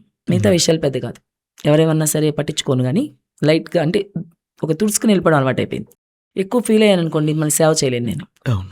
మామూలుగానే సెన్సిటివ్, నేను ఫీల్ అవుతాను అసలు మామూలుగా, ఊరికే టీయర్స్ వస్తాయి నాకు. కానీ అలా అలవాటు చేసుకున్నాను, ఎవరైనా తిట్టినా ఎన్ని తిట్లైనా పడించు నేను అది సేవకు మళ్ళీ ఆటంకం వద్దనంటే లైట్ తీసేసుకుంటా అక్కడికక్కడే. జస్ట్ కొంచెంసేపు ఏడుస్తాను కానీ మళ్ళీ అక్కడికక్కడ ఎవరికి కనపడనీయకుండా, ఓన్లీ దేవుడి దగ్గర ఏదైనా ఆయనతోనే ఫస్ట్ నుంచి అదే రిలేషన్ కదా. మనుషుల దగ్గర కూడా షేర్ చేసుకోను నేను. ఓకే. షేర్ చేసుకోవడానికి కూడా ఎవరు ఉంటారు, మా ఫ్యామిలీలో ఎవరు లేరు కదా. అవునండి. అవును. అలా నాకు ఎక్కువ విశ్వాసులు సంఘం గురించి భారం ఉంటుంది. ఓకే. వాళ్ళు తప్పిపోతుంటే ఎక్కువ ఫీల్ అవుతాను. అందరూ పర్ఫెక్ట్గా ఉండాలని కోరుకుంటాను నేను. సంఘం అంతా మంచిగా ఉండాలి, దేవుని రాజ్యానికి వెళ్ళాలని. ఓకే. మీకు పిల్లలు లేరని తెలిసింది. అంటే పిల్లలు లేరంటేనే మామూలుగానే చాలా వ్యతిరేకత వస్తుంది, బంధువులు, స్నేహితుల నుంచి, అత్తవారింటి నుంచి. అవును.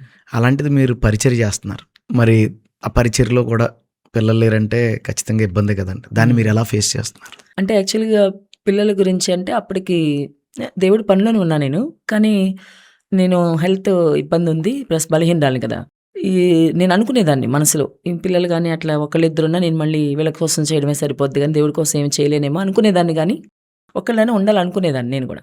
ఒక అబ్బాయి ఉంటే బాగుండు అనుకునేదాన్ని. ఎందుకంటే ఈ అమ్మాయిలు అంటే మళ్ళీ రెస్ట్రిక్షన్స్ కదండి. మనం వాళ్ళని వేరే వాళ్ళకి ఇస్తాము, వాళ్ళు చెప్పింది చేయాల్సిందే. మనం ఇష్టం వచ్చినట్టు మన అబ్బాయిని ఎత్తి పెంచుకోవచ్చు. దేవుడి సేవకు ఇద్దామని నా ఉద్దేశం, వేరే కాదు. ఓకే. దేవుడి కోసం పెంచుదామని ఒక టైంలో అనుకున్నాం, కానీ దేవుడు ఎందుకో మాట్లాడలేదు. అంటే నేను అడిగాను కానీ నా విషయం గురించి నాకు ఆన్సర్ రాలేదు. ఒక 2-3 మంత్సే నేను ఎక్కువ ఫీల్ అవ్వలేదు. ఏ డాక్టర్ దగ్గరికి వెళ్ళడం కానీ అట్లా కూడా ఏం లేదు, ఏం ప్రాబ్లం లేదని కూడా చెప్పారు, ఇబ్బంది లేదు. కానీ నేను ఇంకా తర్వాత అనుకున్నా, సర్లే దేవుని చిత్తం కానట్టుంది. ఎందుకంటే నాకున్న హెల్త్కి పిల్లలు ఉంటే మాత్రం ఖచ్చితంగా ఇక బయటికి వెళ్ళలేను. ఖచ్చితంగా మినిస్ట్రీ అనేది చేయలేను, దేవుడి కోసం ఏం చేయలేను. అంటే కొంచెమే ఆరోగ్యం ఉంది, చాలా లిటిల్ అనమాట. ఓకే. ఈ ఆరోగ్యం దేవుడి కోసం ఇద్దామని నేను ఎప్పుడు అనుకుంటాను. సరే దేవుని చిత్తం కూడా ఇక అదే అయి ఉండొచ్చు. ఇంక తర్వాత ఎప్పుడు కూడా మరి ఇక ఆ టాపిక్ లేదు. ఇక దేవుడు కూడా నాకు నేను అడిగాను కానీ ఆన్సర్ ఇవ్వలేదు కదా. ఇక అయిపోయింది అక్కడితోటి. దాని గురించి ఏం ఫీల్ అవ్వండి, ఎప్పుడు ఫీల్ అవ్వండి. ఎవరైనా ఏమన్నా నాకు సంబంధమే లేదు దాని గురించి. మరి అత్తగారి వైపు ఉంటుందిగా ప్రాబ్లం. అవునండి. అమ్మ వైపు వాళ్ళ గురించి కూడా కొన్నిసార్లు నన్ను ప్రెజర్ ఉంది. కానీ నేను ఒకసారి ఏదైనా స్ట్రిక్ట్గానే చెప్తా కదా, స్ట్రిక్ట్గా చెప్పేశాను, ఈ విషయం గురించి ఇంకెప్పుడు మాట్లాడినా నేను ఒప్పుకోను అని చెప్పేశాను అనమాట. ఇంకా అప్పటి నుంచి నన్ను అడగరు. ఓకే. ఈ విషయంలో నిలబడ్డాను. చాలా మంది మనం దేవుళ్ళలోకి తీసుకొచ్చింది మన పిల్లలే కదండి. అంతే కదా, వాళ్ళందరినీ మనం మంచిగా దేవుళ్ళలో నడిపిస్తూ ఉంటాం, వాళ్ళందరూ స్పిరిచువల్గా చూసుకుంటే అంతే కదా. అదే ఫీల్ అవుతాను నేను కూడా. శారీరకంగా చూస్తే మీకు పిల్లలు లేకపోవచ్చు కానీ అది ఎప్పుడు ఫీల్ అవునా, ఆత్మీయంగా చాలా మంది పిల్లలు కలిగిన తల్లి. అంటే వీళ్ళు తప్పిపోతేనే బాధపడతాను. మరి అది ఒక తండ్రికి అదే కదా, మరి యేసుప్రభు వారికి ఉన్న మనసే కదా అది కూడా. అలాంటి మనసు అనమాట. ఇక దాని గురించి ఎప్పుడు ఫీల్ అవునండి. ఓకే. చాలా సంతోషం అండి. చాలా ఇన్స్పైరింగ్ వర్డ్స్ మీ దగ్గర నుంచి రావడం చాలా సంతోషం మాకు. అయితే మీరు సువార్త చేసేటప్పుడు మీరు ఎదుర్కొన్న ఇబ్బందికరమైన పరిస్థితులు ఏమైనా ఉన్నాయా? చాలా తక్కువ. ఎందుకంటే మన దేవుడు చెప్పారు కదా, వివేకం కలిగి నడుచుకోవాలి. స్మైల్తో, మెయిన్ అది ఇంపార్టెంట్ కదా. స్మైల్తోనే మామూలుగా మాట్లాడుతుంటే అవతల వ్యక్తి అండి ఎప్పుడైనా ఒక స్మైల్ మనం ఇచ్చినప్పుడు ఎంత కోపంగా ఉన్నా ఏమనరండి. స్మైల్తో ఇస్తాను, ఇచ్చి చక్కగా వాళ్ళతో వెంటనే ఒక మాట చెప్తాను, ఇది చాలా ఇంపార్టెంట్, చదవండి, పడేయొద్దు అస్సలకి అన్నప్పుడు కొంతమంది వ్యతిరేకంగా ఉండాలని చూసిన వాళ్ళు ఏంటిది అని అడుగుతారు గట్టిగా రెట్టించి. ఒకవేళ ఇది కనుక ఇది యేసుప్రభుది ఇట్లా అని చెప్తారనుకోండి, వాళ్ళకి ఇష్టం ఉండదు కదా, అప్పుడు గొడవడానికి అవకాశం ఉంది. ఇంకా ఇదేంటి అని 2 సార్లు 3 సార్లు ఎట్టించినప్పుడు ఇంకా వాళ్ళకి ఇష్టం లేదు కదా చదవడం, అర్థమైపోద్ది, చిన్న వేస్ట్. ఇంకా వాళ్ళు తీసుకుంటారు, పర్లేదులేండి మీరు చదవక్కర్లేదు అని తీసుకుని సైలెంట్గా వెళ్ళిపోతాను నేను. ఇంకా అవకాశం లేదుగా అసలు, సైలెంట్గా వెళ్ళిపోతాయి. నేను వాళ్ళ జోలికి వెళ్ళను నేను. అలా ఒకళ్ళు ఇలా ఇబ్బంది అయినప్పుడు లేదు, చాలామంది ఇష్టంగా తీసుకుని చదువుతారు, నా ముందే కూడా చదువుతారు. వాళ్ళు చదివిన వాళ్ళతో ఇబ్బంది లేదు కదండి. ఇబ్బంది ఉంది అనుకుంటే మనకు తెలిసిపోతుంది కదా అక్కడ. సో వాళ్ళ ఫేస్ కూడా సీరియస్గా ఉంటుంది. ఒకరోజు ఇలాగే ఇస్తూ ఉంటే ఒక పాంప్లెట్ ఒక బ్రదరు చేయి చూపించారు, చేయి మీద అవన్నీ ఉన్నాయి. నేను పాంప్లెట్ ఇస్తుంటే ఇలా సీరియస్గా నన్ను చూడమని ఇలా అని చూపించారు. అంటే వాళ్ళకి సంబంధించిన అండి నేను వెంటనే సారీ బ్రదరు ఇచ్చేసేయండి అని చెప్పి తీసుకుని వెళ్ళిపోయి ఏమనలే. అంతే కదా, అట్లా ఉండాలి మనం. కొంతమంది మనోళ్ళు అండి వెళ్ళి వాదన వేసుకుంటారు వాళ్ళతో, తీసుకోపోతే వీళ్ళకి ఇగో అనమాట. వాడు తీసుకోలేదు అంటే ఇస్తున్నప్పుడు తీసుకోపోతే కొంచెం ఈగో కదండి, వాడు తీసుకోలేదు నేను ఎత్తంటే ఈగో ఉంటుంది వీళ్ళకి. స్వార్ట్ చేసేప్పుడు మనకి ఈగోలు ఎందుకండి, అంతే కదా, అసలు ఈగోనే ఉండదు నాకు. అందుకని నాకేం ఇబ్బంది లేదు. అప్పుడు వాళ్ళు వద్దంటే ఇలాగ వెళ్ళిపోతాను, సారీ బ్రదర్ అని చెప్పి వచ్చేసాను, ఏమనలేదు నన్ను. అలా కాకుండా మన వాళ్ళకి ఏంటి ఈగో ఉంటుంది, అని నేను ఇస్తే ఇటు తీసుకోలేదు అని ఫీలింగ్ అనమాట. పక్కనోడు చూస్తాడు కదా, అదనమాట. అది తీసుకోండి చదవండి అని మొదలు పెడతారు. ఇంకా వాతలో అప్పుడు తెలిసిందే కదా మనకి గొడవ మొదలు ఇంకా ఇదంతా అవుతుంది. అందుకని అట్లా ఎప్పుడు ఎక్కడా లేదు. చాలా వరకు మ్యాక్సిమం నేను ఇచ్చిన దానిలో నాకు ఎక్కడ అట్లా వ్యతిరేకత ఉండదండి. అంతా పాజిటివ్గా వెళ్ళిపోతుంది. ఓకే అండి, చాలా సంతోషం అండి, చాలా మంచి విషయాలు చెప్పారు. అయితే మీరు సేవకు వచ్చిన తర్వాత మీరు వచ్చిన సంఘం నుంచి కొంచెం ఇబ్బంది పడ్డానని చెప్పారు. అది కాకుండా మీ చుట్టుపక్కల ఉన్న సేవకుల వల్ల, సంఘాల వల్ల ఏమైనా ఇబ్బంది అనుభవించారా? అదే కొద్దిగా ఇబ్బంది అయితే ఉంటుంది కానీ మన జోలికి ప్రత్యేకంగా రారు. ఓకే. ఎందుకులే ఆవిడ ఏదో లేడీ చేసుకుంటున్నారండి. కాకపోతే ఇదే మీ లేడీస్ చేయకూడదు అన్నీ చేసేస్తున్నాడు, వాక్యానికి వ్యతిరేకంగా వెళ్తాను గుసగుసలు. ఓకే. ఫుల్ గుసగుసలే. నేను మొత్తం వాక్యానికి వ్యతిరేకంగానే చేస్తున్నాను ఇప్పుడు వాళ్ళ దృష్టిలో. నేను వాక్యానుసరమా కాదా ఒక తెలిసిన దేవుడికి. అసలు నేను మా కాన్సెప్టే వాక్యానికి వ్యతిరేకంగా వెళ్ళకూడదని. ఫస్ట్ నుంచి అదే కదా నా కాన్సెప్ట్. వాక్యానికి వ్యతిరేకంగా వెళ్తే దేవుడు చెప్తాడు మానేస్తాను కదా. ఇది వాక్యానుసారం కాబట్టి ధైర్యంగా వెళ్తున్నాను. కానీ ఇప్పుడు ప్రజెంట్ చాలా మంది దృష్టిలో నేను వాక్యానికి వ్యతిరేకంగానే వెళ్తున్నానని మొత్తం అందరూ అదే అనుకుంటున్నారు. ఆవిడ చేయడం ఏంటి ఇవన్నీ, ఆవిడ చేయడం ఏంటి అసలు అన్నీ ఏమనుకున్నా పర్లేదు కదా, నేనైతే పట్టించుకోను. అది దేవుడు చెప్తే కనుక ఆపుతాను, చెప్పకపోతే కంటిన్యూషన్. ఓకే అండి. ఓకే. ఇంకా దుర్బోధులు వాటి గురించి కూడా చెప్తా ఉంటాను నేను. వెళ్ళి ప్రతి ఆదివారం వెళ్తాను నేను. మళ్ళీ ఈ వర్షిప్ చూసుకుంటూ మళ్ళీ ఒక చర్చికి వెళ్తాను. ఏదో చర్చి పాస్టర్ గారి దగ్గర పర్మిషన్ తీసుకుని వెళ్ళి చెప్పేస్తాను దుర్బోధుల గురించి కూడా. అది మాట్లాడడానికి కూడా ఇష్టపడరు కొంతమంది పాస్టర్స్. లేడీస్ ఈవిడ వచ్చి చెప్పేది ఏంటి అని అంటారు. ఒక సంఘానికి వెళ్తే అలా అన్నారు, ఫెలోషిప్ వాళ్ళంటే వాళ్ళు ఇలాగ అన్నారనమాట, మీరు మాట్లాడడానికి వెళ్ళేదని అన్నారు. సర్లేండి అని వచ్చేసాను. ఇష్టపడరు ఈ పని. మనుషుల దృష్టి, మనుషులు నేను ఎప్పుడు సంతోషపెట్టేట్టు చేయనేది కూడా దేవుడిని సంతోషపెట్టేట్టు, అంతే కదండి. దేవుడు నా ద్వారా ఏది చేయించుకోవాలనుకున్నాడో ఖచ్చితంగా నిలబడ్డం అయితే నిలబడతాను నేను. ఓకే. నిలబడే ఉంటాను నేను ఆయన చేయించుకునే వరకు, లాస్ట్ వరకు కూడా. ఓకే అండి, చాలా మంచి విషయాలు చెప్పారు. అయితే మీ భర్త గారు సేవలో బాగా సపోర్ట్ చేస్తారండి? చేస్తారు, సపోర్ట్ చేస్తారు. ఆయన సపోర్ట్ చేయకపోతే ఏం చేయలేం కదండి. అవును. అది కొంతమందికి అదే భార్య ఇట్లా ముందుకెళ్ళిపోతుంది లేకపోతే సేవలో ఇట్లా ఈగో ఉంటుంది కదా కొంతమందికి మనసులో, అలా ఏమి ఉండదండి. దేవుడు సహాయం చేశారు అట్లా, లేకపోతే ఏమి చేయలేం. సో ఆయన సపోర్టు, దేవుడు సహాయం చేశారు అట్లా, ఆయన సపోర్ట్ చేసేట్లు. ఓకే అండి, చాలా సంతోషం అండి. ఓకే అండి, అయితే మీరు ఒక సిస్టర్ని తీసుకుని ఒకరింటికి ప్రేయర్ చేయడానికి వెళ్ళారట. అవును. ఆ తర్వాత వాళ్ళ ఇంట్లో చైన్ పోయిందని వాళ్ళు కంప్లైంట్ పెట్టారు. అవును. ఆ సిచ్యువేషన్ కొంచెం చెప్తారా? అది ఒకరోజు నేను ఆంటీ గారి కోసమని వెళ్ళాను అనమాట ప్రేయర్ చేయడానికి. యాక్చువల్లీ సింగిల్గా వెళ్తాను కానీ ఆ రోజు ఒక సిస్టర్ వచ్చారు నాతో పాటు. ఓకే. సరే ఇద్దరు వెళ్ళాము, ప్రేయర్ చేసి వచ్చేసాము. వచ్చిన తర్వాత ఈవినింగ్ ఆంటీ గారు కాల్ చేసి చైన్ మిస్ అయిందమ్మా, ఇట్లా మీరు ఇద్దరే వచ్చేలేరు, ఎవరు లేరు, ఎవరు రాలేదు అంటుంది ఆవిడ. అన్నప్పుడు ఇంకా చాలా బాధేసింది. మరి చైన్ మిస్ అవ్వడం అంటే మామూలు కదా, 3 lakhs వర్త్ అనమాట అది. So 3 lakhs worth chain miss అయింది. వాళ్ళు మరి ఊరుకోరు కదా, అడుగుతా ఉన్నారు. వాళ్ళకి నా మీద ఏమి డౌట్ లేదు. నేను ఎలా ప్రేయర్ చేసి వచ్చాను, ఆ సిచ్యువేషన్ అంతా తెలుసు వాళ్ళకి. అక్కడ ఉన్న పరిస్థితి కూడా నాకు తెలియదు అనమాట. పక్కన ఉన్న సిస్టర్ చూశారు ఆవిడ అని చెప్తున్నారు అనమాట ఆవిడ. ఇంకా ఏదైనా కానీ మరి వాస్తవం ఏంటో తెలియదు మనకి. వీళ్ళు మరి సరిగ్గా లేక చూడలేదు, ఇంట్లో పడిపోయిందా లేకపోతే ఆవిడ తీశారో తెలియదండి. కానీ సిచ్యువేషన్ ఫేస్ చేయాలిగా మరి మనం. ఖచ్చితంగా వాళ్ళు మరి కంప్లైంట్ పెట్టినా ఏది చేసినా దేవుడి నామానికి అవమానం కదా. ఇట్లా సేవకులు పాస్టర్ రకరకాల మాటలు మాట్లాడతారు, అంతే కదా. నేను బాగా స్ట్రగుల్ ఫీల్ అయ్యాను. 1.5 day పట్టింది అది అంతా క్లియర్ అవ్వడానికి. ఆ 1.5 day కూడా చాలా స్ట్రగుల్ ఫీల్ అయ్యాను. ఎంత శోధన అంటే అంత శోధన. ఆ రోజు ఇంక ప్రేయర్ చేసుకున్నాను ఎక్కువ. నేను బాగా మోకరించి ప్రార్థన చేసుకుని అడిగాను అనమాట, ప్రభు సాయం చెయ్యి, శోధన వచ్చింది, మరి ఇక్కడ ఈ చైన్ ఏమైందో తెలియదు, మరి వెళ్ళొచ్చో నేను ప్రార్థన చేసాం. కానీ ఈ సిస్టర్ తీసిందో ఆమెను అడగలేము. వాళ్ళైతే డైరెక్ట్గా ఇంక ఫోన్ చేసి మాట్లాడేస్తున్నారు ఇక ఆవిడకి, నువ్వు మరి రావాలి, నువ్వు. ఆమె రాజమండ్రి వెళ్ళిపోయింది వాళ్ళ మదర్ వాళ్ళ ఇంటికి అనమాట, సెలవులు ఇచ్చారని చెప్పి పాపకి. ఇంకా రాలేదు. ఇంకా ఆమెమో అక్కడ ఉంది, ఈమెమో ఫోన్ల మీద ఫోన్లు, ఆమెమో రావట్లేదు. మరి అంతా ఎలా ఉంటుంది ఇదంతా కూడా. నేను మధ్యలో ఇన్వాల్వ్ అయ్యాను కదా, అసలు ఎటు చూసినా సరే బాగా ఇబ్బంది అయింది. సో ఇదంతా ఎలా ఫేస్ చేయాలి, మనం ఏం తీపని పోని వాళ్ళకి చైన్ మిస్ అయిందంటే 3 lakhs మనం ఎలా కట్టగలం, మనకున్న ఆర్థిక పరిస్థితి ఇబ్బంది ఉంది. అసలు ఎలా ఏం చేయాలని చాలా ముందు నా బాధ ఏంటంటే దేవుడికి అవమానం రాకూడదని. మనం చేసే ఈ సేవ వల్ల దేవుడికి అవమానం రాకూడదు. అసలే లేడీస్ సేవ చేస్తున్నాను, అతని ఇద్దరు నా మీద రకరకాలుగా ఉన్నారు. ఇది ఏమాత్రం చిన్నగా బయటకు వచ్చినా ఇబ్బందే కదా, చాలా ఇబ్బంది పడతాను. అందుకని నేను ప్రేయర్ ఏం చేశానంటే, ప్రభు నువ్వేం చేస్తావో నాకు తెలియదు. ఇప్పుడు వీటన్నిటికీ సొల్యూషన్ ఏంటంటే చైన్ దొరకడం. దొరికితే ఏ బాధ లేదు ఎవరితోనూ, నాకు అది చెయ్యి. నువ్వు చైన్ దొరికిందని ఆంటీ గారు నాకు ఫోన్ చేయాలి, నువ్వేం చేస్తావు నాకు తెలియదు అని ప్రార్థనేనండి. ఏదో నా వర్క్ నేను చేసుకుంటున్నాను కానీ అసలు మనసులో లేదు, ఫీలింగ్ కదా. కానీ దేవుడు చేస్తాడు నమ్మకమే. కొంతమంది ఈ విషయం చేసినప్పుడు కొద్ది జాలి పడ్డారు నా మీద, అయ్యో ఎంత బాగా చావ చేస్తున్నారు, ఇట్లా అయిందా, ఏదో జరిగిపోయినట్లుగా ఏదో జాలి చూపించడం, కొంత అట్లా రకరకాలుగా మాట్లాడారు. కొద్ది ఇబ్బంది అయిపోయింది నాకు. మరి ఆ టైంలో నిజంగానే వాళ్ళకి 3 lakhs చైన్ డబ్బులు ఇచ్చేసినా ఇబ్బంది ఉండదు మనకి. అంటే సిచ్యువేషన్ నుంచి బయటికి రావడానికి దేవుడికి అవమానం రాకూడదు, సేవకి ఇబ్బంది అని నేను అనేది వేరే కాదు. కంప్లైంట్ పెడతాము, అది పెడతాము, ఇది పెడతాం. కంప్లైంట్ పెడితే వాస్తవం బయటకు వచ్చుద్ది. కానీ మళ్ళీ దేవుడికి అవమానం. నా ఉద్దేశం ఏంటంటే మనం వెళ్ళకూడదు అట్లా. సేవకులైనా ఎందుకు ఆ పోలీస్ స్టేషన్కి వెళ్ళడం ఎందుకు, నేను చేయని దాన్ని నేను ఎందుకు వెళ్ళాలి అసలుకి, దేవుడికి అవమానం రాకూడదు మెయిన్. కానీ నా ఆలోచన ఇదే, ప్రేయర్ చేశానండి. నాకేం చేస్తావో తెలియదు, ఆవిడ దగ్గర నుంచి చైన్ దొరికిందని మాత్రమే నాకు ఫోన్ రావాలి అని ప్రేయర్ చేశానండి. తర్వాత రోజు మధ్యాహ్నానికి ఆంటీ ఫోన్ చేసి అమ్మ చైన్ దొరికిందని చెప్పిందండి. హల్లెలూయా.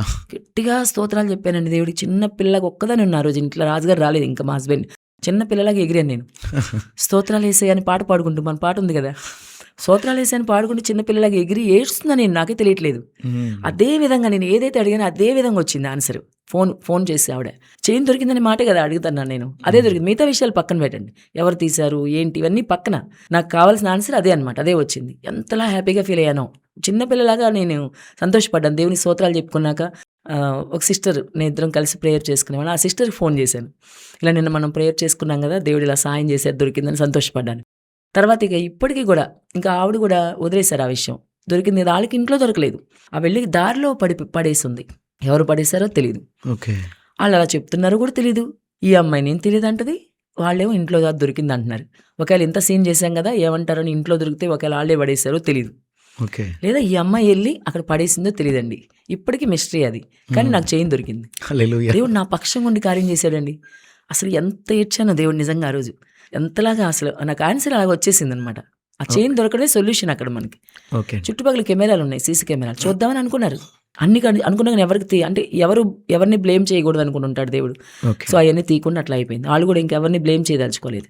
ఓకే. వాళ్ళు బ్లేమ్ అవుతారో మరి, వాళ్ళని బ్లేమ్ చేయదలుచుకున్నారో ఇప్పటికీ నాకు అది తెలియదు, మిస్టరీ అనమాట. కానీ చైన్ దొరికింది. దేవుడు అలా సాయం చేశాడండి. చాలా దేవుడు పక్షంగా మనం నుంచినప్పుడు ఆయన సాయం చేస్తాడు. ఎలాంటి సిచ్యువేషన్ అయినా సాయం చేస్తాడు. అంతే అండి. అది చాలా నా లైఫ్లో చాలా ఇంపార్టెంట్ అనమాట. అది ఎంతలాగా సేవలో ముందుకెళ్తున్నప్పుడు శోధన అనమాట. కానీ శోధనని కూడా నాకు ఎంతవరకు తట్టుకోలో అంతవరకే. 1.5 day తట్టుకున్నాను. దేవుడు నాకు అక్కడ కూడా నిలబడ్డాను. అది కూడా నిలబడ్డది దేవుడు నాకు సాయం చేశాడు. ఈ సేవ వద్దు ఇది వద్దని వెళ్ళిపోలేదు నేను, మళ్ళీ అక్కడ కూడా వెళ్ళిపోకుండా నిలబడ్డాను అనమాట. నిలబడ్డ దేవుడు నాకు మళ్ళీ సాయం చేసి దేవుడు సహాయం చేశారండి. దేవుని స్తోత్రం. నిజంగా మన దేవుడు చాలా గొప్పవాడు కదండి. అవునండి. ఆయనకు ప్రార్థించిన వెంటనే ఆయన సమాధానం ఇస్తారు. అవును, చాలా సంతోషం. అయితే ఇప్పుడు చాలా మంది సేవకురాళ్ళు అంటే పాస్టర్ గారు భార్యలు అలా సేవకురాలుగా సేవ చేస్తున్నారు కదండి. అయితే వాళ్ళకి మీరు ఇచ్చే సలహా ఏంటి? అదే అన్ని పాస్టర్ గారే చూసుకోవాలి అని అనుకోకుండా వీళ్ళు కూడా ఇన్వాల్వ్ అయితే బాగుంటుంది కదా. దేవుని దృష్టిలో అందరూ సమానమే కదా. చాలామంది పాస్టర్ గారే చేయాలని నేనేం చేయకూడదు అని బర్డెన్ అయిపోద్ది కదా. పాస్టర్ గారికి బర్డెన్ అయిపోద్ది అంతాను. అట్లా కాదు, వీళ్ళు కూడా బయటకు వెళ్ళి సువార్త చేయడం, సంఘంతో ఇన్వాల్వ్ అవ్వడం, సంఘాన్ని అంటే కొద్దిగా సేవకులు బయటకు వెళ్ళినప్పుడైనా, మీటింగ్స్కి అట్లా వెళ్ళినప్పుడైనా మనం వాళ్ళకి బర్డెన్ అవ్వకుండా సంఘం చూసుకోవడం. కానీ మాకేమీ తెలియదు అనుకోకుండా, అంటే ఇష్టము ఆసక్తి అనేది ముందుకు వస్తే దేవుడు అన్నీ ఇస్తాడు కదండి. ఆయన నేర్పిస్తాడు అన్నీ కూడా. కాబట్టి నాకేం తెలియదు అని అనుకోకుండా కొద్ది వాక్య పరిచర్య అన్నీ కూడా నిదానంగా ఒక్కొక్క వాక్యం తీసుకుని మనం దేవుడు సాయం చేస్తారు కదండి. మాకు కూడా ఏమీ రాదు కదా. మేము కాలేజ్లో లెక్చరర్ కదా, అన్ని సబ్జెక్టులు చెప్పేవాళ్ళం. మొత్తం మ్యాక్సిమం పీజీ స్టూడెంట్స్కి కూడా చెప్పేవాళ్ళం లెసన్ నేను. కానీ బైబిల్ రాదు. అది నా లైఫ్లో డ్రాబ్యాక్ అయ్యేది. స్టార్టింగ్లో అసలు చదవడం వచ్చేది కాదు, ఎంతో ఇబ్బంది పడేదాన్ని. అప్పుడు దేవుడు సహాయం తీసుకున్నాక మొత్తం నేర్పించారండి. మరి ఈరోజు మంచిగా ఇలా బోధిస్తున్నామంటే దేవుడు సహాయం తప్ప ఏం లేదు. కాబట్టి దేవుడు అన్నీ నేర్పిస్తాడు. కాబట్టి పాస్టర్ గారు కూడా ఎవరు వెనకడుగు వేయకుండా చక్క పాస్టర్ గారికి సహకరిస్తే ఆయనకి ఎక్కువ బర్డెన్ లేకుండా సగం ఇల్లు కూడా తీసుకోవాలి, భారం తీసుకుని సంఘంలో అందరితో ఇన్వాల్వ్ అవ్వడం కానీ, వాళ్ళతో మాట్లాడుతూ ఉండడం కానీ, వాళ్ళ దగ్గరికి ఒకసారి వెళ్ళాల్సి వచ్చినప్పుడు సేవకుడు రాలేదనుకోండి వీళ్ళే వెళ్ళగలగాలి. కొంతమంది లేడీస్ అండి సేవకుడు వస్తేనే పాస్టర్ గారు అయ్యగారు కదిలితేనే అమ్మగారు కదులుతారు. అట్లా అండి, అయ్యగారు అయితే అమ్మగారు బయటికి వెళ్ళరు. అది అసలు ఎలా కుదురుతుంది? అలా చేయకూడదు. మనం కూడా అన్నిట్లో ముందుకు వెళ్ళిపోవాలి. నీ పని నువ్వు కూడా చేసుకోవాలన్నమాట. చేసుకుని సంఘాన్ని అలా డెవలప్ చేసుకుంటే ఇద్దరు మంచిగా ఉంటుందండి. అదే చాలా సంతోషం అండి. అయితే కొంతమంది సేవకురాళ్ళు సేవకుని డామినేట్ చేసి మరి వాళ్ళే ఎక్కువ ఫేమ్ అవుతున్నారు. దాని విషయంలో కూడా అట్లా కూడా చేయకూడదు కదండి. అప్పుడు సేవకుడు ఇవ్వాల్సి ఇద్దరు చేసుకుంటున్నారు. సేవకుడికి ఇవ్వాల్సిన ఆయన చేయాల్సింది ఆయన చేసేస్తారు. కొంతవరకు ఈమె కూడా తీసుకోవాలి కదా. ఎక్కువ బర్డెన్ అవ్వకూడదనే చెప్తున్నా నేను. అంతేగాని సేవకుని డామినేట్ చేయమని కాదు. పాస్టర్ గారే కదండి, ఫస్ట్ సేవకుడే కదా. ఏదైనా అంతే, ఇంటికి పురుషుడే యజమాని, పురుషుడికే ప్రాధాన్యం ఇవ్వాలి. ఆయన అందుకంటే మన బైబిల్ కూడా అదే కదా చెప్తుంది. ఎంత సేవ చేయనండి ఏదైనా కానీ భర్తే కదండి, ఆయనకి మనం ప్రాధాన్యం ఇవ్వాలి. ఆయన డామినేట్ చేయాలి, నేను ఏదో చేసేయాలని మాత్రం ఎప్పుడు అనుకోకూడదు. ఆయన చేస్తారు, ఇంకా ఏది చేయాలో అది చేయాలి. తను కూడా సాటి అయిన సహాయం, అంతే, సాటి అయిన సహాయం వరకే, అంతే కదండి. అలా ఉండాలండి. అలా ఉండాలని నేను కోరుకుంటాను. ఆయనకి ఇచ్చే ప్రాధాన్యత ఆయనకి ఇవ్వాల్సిందే. సేవకుడు ఆయన యజమాని కదా! లేడీస్ కూడా అంతే. నేను లేడీస్‌కి చెప్పేది కూడా అదే. మా సంఘంలో కూడా ఎప్పుడు అదే చెప్తానండి. ఇప్పుడు నేను లేడీ కదా అని ఎప్పుడు లేడీ ఓరియెంటెడ్‌గా చేయను నేను ప్రసంగాలు ఎప్పుడు కూడా. మన భర్తని గౌరవించండి, భర్తకి ఇంపార్టెన్స్ ఇవ్వండి. ఆయన తర్వాతే మనకి ఏదైనా సరే, ఎలాంటి వాడైనా సరే కదా!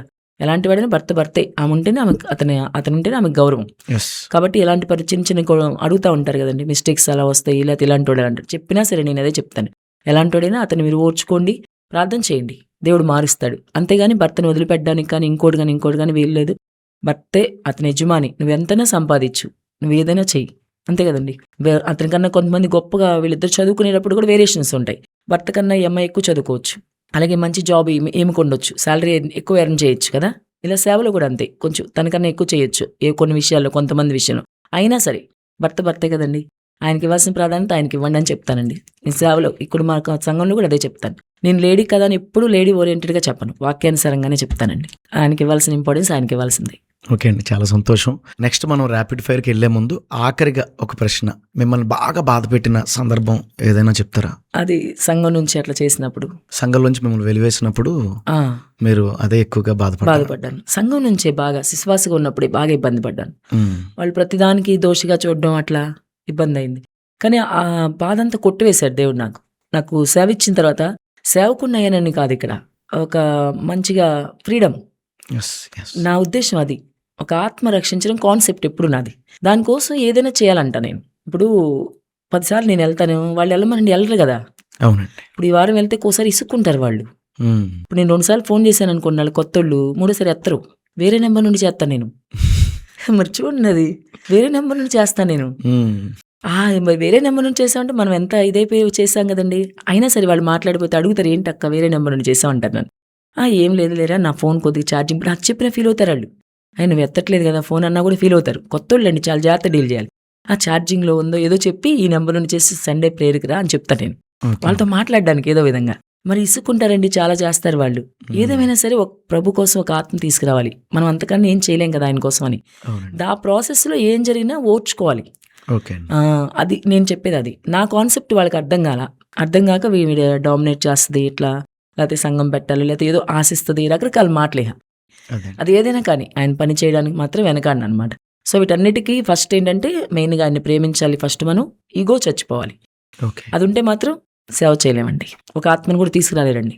కొంతమందికి ఈవెన్ ఫోన్ చేస్తే కూడా, అరే నేను పాస్టర్ని, నా ఫోన్ ఎత్తవా, ఇట్లా ఫీల్ అవుతారు. నేను మరి ఎన్నిసార్లు చేస్తాను ఫోను, ఒక్కోసారి 4 సార్లు చేస్తానంటే కాల్ బ్యాక్ కూడా చేయరాళ్ళు, నేనే చేస్తాను మళ్ళీ. అట్లా ఉంటుంది పరిస్థితి. ఏదైనా సరే పర్లేదు, నేను ఫేస్ చేస్తాను, ఇబ్బంది లేదు నాకు. కానీ దేవుడి కోసం ఆత్మ, వాళ్ళు కూడా దేవునికి వాళ్ళు కనెక్ట్ అయితే చాలు నాకు. అది ఆ ప్రేమ ఏంటో వాళ్ళకి రుచి చూసారనుకోండి, మనం మధ్యలో ఇదవ్వక్కర్లా, మనం మధ్యలో ఉండి ఆ పని చేస్తాను అనమాట నేను. దానికోసం ఏ అవమానమైనా పడతాను, నిందైనా ఏదైనా సరే. ఓకే అండి, అలా అండి. చాలా సంతోషం అండి. అయితే మీరు బిలీవర్గా ఉన్నప్పుడు మీ ఫైనాన్షియల్ స్టేటస్ బాగానే ఉంది. తర్వాత సువార్త స్టార్ట్ చేసేటప్పుడు కూడా ఫైనాన్షియల్ పరిస్థితి బాగానే ఉంది. తర్వాత మధ్యలో కొన్ని పరిస్థితులను బట్టి హస్బెండ్ బిజినెస్ లాస్ అవడం, తర్వాత మీరు ఆర్థికంగా ఇబ్బందులు పడడం, ఇప్పటికీ చాలా ఇబ్బందులే పడుతున్నారని తెలిసింది. ఇంత ఆర్థిక ఇబ్బందుల్లో కూడా, అంటే నాకు తెలిసిన విషయం ఏంటంటే మీకు రావాల్సిన ఆస్తి కూడా ప్రజెంట్ మీ చేతికి అందలేదు. ఒకవేళ వస్తే అప్పులు తీరిపోతాయని తెలిసింది నేను కనుక్కుంటే. ఇలాంటి పరిస్థితుల్లో కూడా మరి దాన్ని మీరు ఎలా ఫేస్ చేయగలుగుతున్నారు? అది మాది ఆస్తులని పోయినప్పుడు బాగా ఇబ్బంది పడేదానండి. హౌసెస్ ఉండే మాకు కొన్ని, అవి ఒకటొక్కటి అమ్మాయిలు కదా, మరి కొన్ని డెట్స్ క్లియర్ అవ్వాలంటే అమ్మినప్పుడు కొద్ది బాధేసేది. ప్రతిసారి కొంచెం ఒక్కొక్క హౌస్ వెళ్ళినప్పుడు కొంచెం కళ్ళం నీళ్ళు వచ్చాయి, బాధేసేది. కానీ తర్వాత ఇంకా పర్లేదు, ఇవన్నీ పెద్ద ఇంపార్టెంట్ కాదు, మెయిన్గా తను మంచిగా ఉంటే చాలు. హస్బెండ్ ఆయన మంచిగా ఉన్నారనుకో, మీ ఇద్దరు మంచిగా సేవ చేసుకుంటే చాలు. ఇప్పుడు కూడా అదే అనుకుంటా నేను, ఏదన్నా లేకపోయినా సరే. అంటే కొద్దిగా బాధపడే స్టేజ్ నుంచి ఈ స్టేజ్కి దేవుడు తీసుకొచ్చారు. సో ఏదన్నా లేకపోయినా పర్లేదు, మంచిగా మేము ఇద్దరం ఉంటే ఆరోగ్యంగా, ఇవ్వు ప్రభా, మంచిగా ఆరోగ్యం ఉంటే చాలు. ఆయన పోషిస్తాడుగా, పొస్తులుంచే దేవుడు కాదు. సువార్తకు వచ్చిన కాడి నుంచి జాబులు 2 వదిలేశానుగా, 3 శాలరీ కదా, అప్పటి నుంచి పోషిస్తున్నాడు అని తెలుసు కదా నాకు ప్రాక్టికల్గా. సో ఆయన పోషిస్తాడు చాలు. మనకి పెద్ద స్థాయిలో ఉండాలి కానీ అవన్నీ ఇప్పుడు కోరుకోవట్లేదు కదా మనం. అందుకని నేను ఇప్పుడు ఏం ఫీల్ అవ్వనండి. ఏదన్నా ఏది లేకపోయినా వెళ్ళిపోద్ది, ప్రభు ఉంటే చాలు. ఇందాక కూడా చెప్పాను కదా, సొంత చర్చ్ ఇచ్చినా ఇవ్వకపోయినా సేవ కొనసాగుతుంది. ఆస్తులు ఉన్నా లేకపోయినా సేవ కొనసాగుద్ది. అదనమాట లైఫ్ లాంగ్ దేవుడి కోసం. ఓకే అండి, చాలా విలువైన విషయాలు మీ ద్వారా తెలుసుకోవడం జరిగింది. అయితే చివరిగా ర్యాపిడ్ ఫైర్ అంటే నేను కొన్ని ప్రశ్నలు అడుగుతాను, వాటికి ఆన్సర్ సింగిల్ వర్డ్లో కానీ సింగిల్ లైన్లో కానీ చెప్పాలి. ఓకే అండి. ఓకేనండి? ఓకే. స్టార్ట్ చేద్దాం. మీ సేవ బాగా జరగడానికి ముఖ్యమైన కారణం అడిగితే ఏం చెప్తారు? ప్రభువే. అందరికీ ప్రభువేనండి. అంటే ప్రేయర్, ఫెయిత్ ఆర్ సంథింగ్ చెప్తారు కదా, అలా ప్రేయర్. ఓకే, ఇప్పుడు ప్రేయరే నమ్ముతాను. ఓకే అండి. సెకండ్ క్వశ్చన్, మీరు చేస్తున్న పరిచర్యలో సువార్త చేస్తున్నారు, సంఘ కాపరిగా పరిచర్య చేస్తున్నారు, ఇంకా ఆన్లైన్ మినిస్ట్రీ చేస్తున్నారు, దుర్బోధల కోసం చెప్తున్నారు. వీటన్నిటిలో మీకు బాగా ఇష్టమైన పరిచర్య ఏదంటే ఏం చెప్తారు?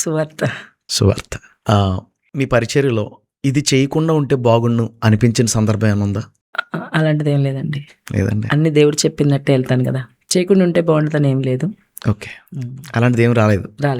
ఓకే, అయితే బైబిల్లో మీకు ఇష్టమైన పర్సన్ ఎవరంటే ఏం చెప్తారు? ఓల్డ్ టెస్ట్మెంట్లో David, new testament Paul. Okay, సరే అండి. బైబిల్లో మీకు ఇష్టమైన బుక్ అంటే ఏం చెప్తారు? న్యూ టెస్ట్మెంట్లో పౌల్ రాసిన పత్రికలు అండి. అన్నీ ఇష్టం నాకు. ఓకే అండి, ఒక్కటి చూస్ చేసుకోమంటే? అన్నీ ఇష్టమే. సరే అండి, కొత్తగా సేవకు వచ్చేవారికి మీరు ఇచ్చే సలహా ఏంటి? నమ్మకంగా చేయాలి. దేవుడు మనకి నమ్మి పని ఇచ్చాడు కాబట్టి నమ్మకంగా చేయాలి. ఓకే అండి, చివరిగా సేవలో మీ గోల్ ఏంటంటే ఏం చెప్తారు? చాలా ఆత్మల ప్రభు కోసం పట్టుకోవాలి. ఆయన రాజ్యం కట్టడంలో మనం జతపని వారం కదా, సో అది ఎక్కువ మంది అగ్ని నుండి లాగినట్టు రాగమన్నారు కాబట్టి ప్రభు ఎక్కువ మంది ఆత్మలు దేవుని కోసం ఇవ్వాలి. మనం అంటిల్ లాస్ట్ అంటే మనం ఓపుకున్నంత వరకు, చివరి బ్రీత్ వరకు పని చేయాలి కష్టపడి. దేవుడు సహాయం చేస్తారు, అంతే. ఇదే మీ గోల్? అంతే. చాలా సంతోషం అండి. ఇప్పటి వరకు మా క్రిస్టియన్ పాడ్కాస్ట్ వీక్షకులకి మీ సాక్ష్యాన్ని, మీ అనుభవాల్ని, అలాగే మేము అడిగిన కొన్ని ప్రశ్నలకు సమాధానాలు, చివరిగా ర్యాపిడ్ ఫైర్, అన్నింటిలోనూ కూడా నిజంగా ప్రభు సహాయాన్ని మేము చూసాం. మీ ద్వారా కొంతమంది ఉమెన్స్ పిలుపుండి రాలేక ఇబ్బంది పడుతున్నవారు, రెండోదిగా సేవలో సేవకుడికి సహకరించలేని సేవకురాళ్ళు, ఇంకా చెప్పాలంటే సువార్త చేయాలని ఆశ కలిగిన విశ్వాసురాళ్ళు అందరూ కూడా దీని ద్వారా ఎన్నో విషయాలు నేర్చుకుంటారని నమ్ముతున్నాం. మరి ఇంతవరకు మీ సాక్ష్యాన్ని, అనేక విలువైన సంగతులు పంచుకున్నందుకు, మేము పిలవగానే ప్రభు చిత్తాన్ని బట్టి మా మధ్యకు వచ్చి మరి ఇన్ని విషయాలు షేర్ చేసుకున్నందుకు చాలా థ్యాంక్స్ అండి. మా క్రిస్టియన్ పాడ్కాస్ట్ తెలుగు ఛానల్ తరపున మీకు శుభాలు, వందనాలు. థ్యాంక్ యూ అండి. Thank you.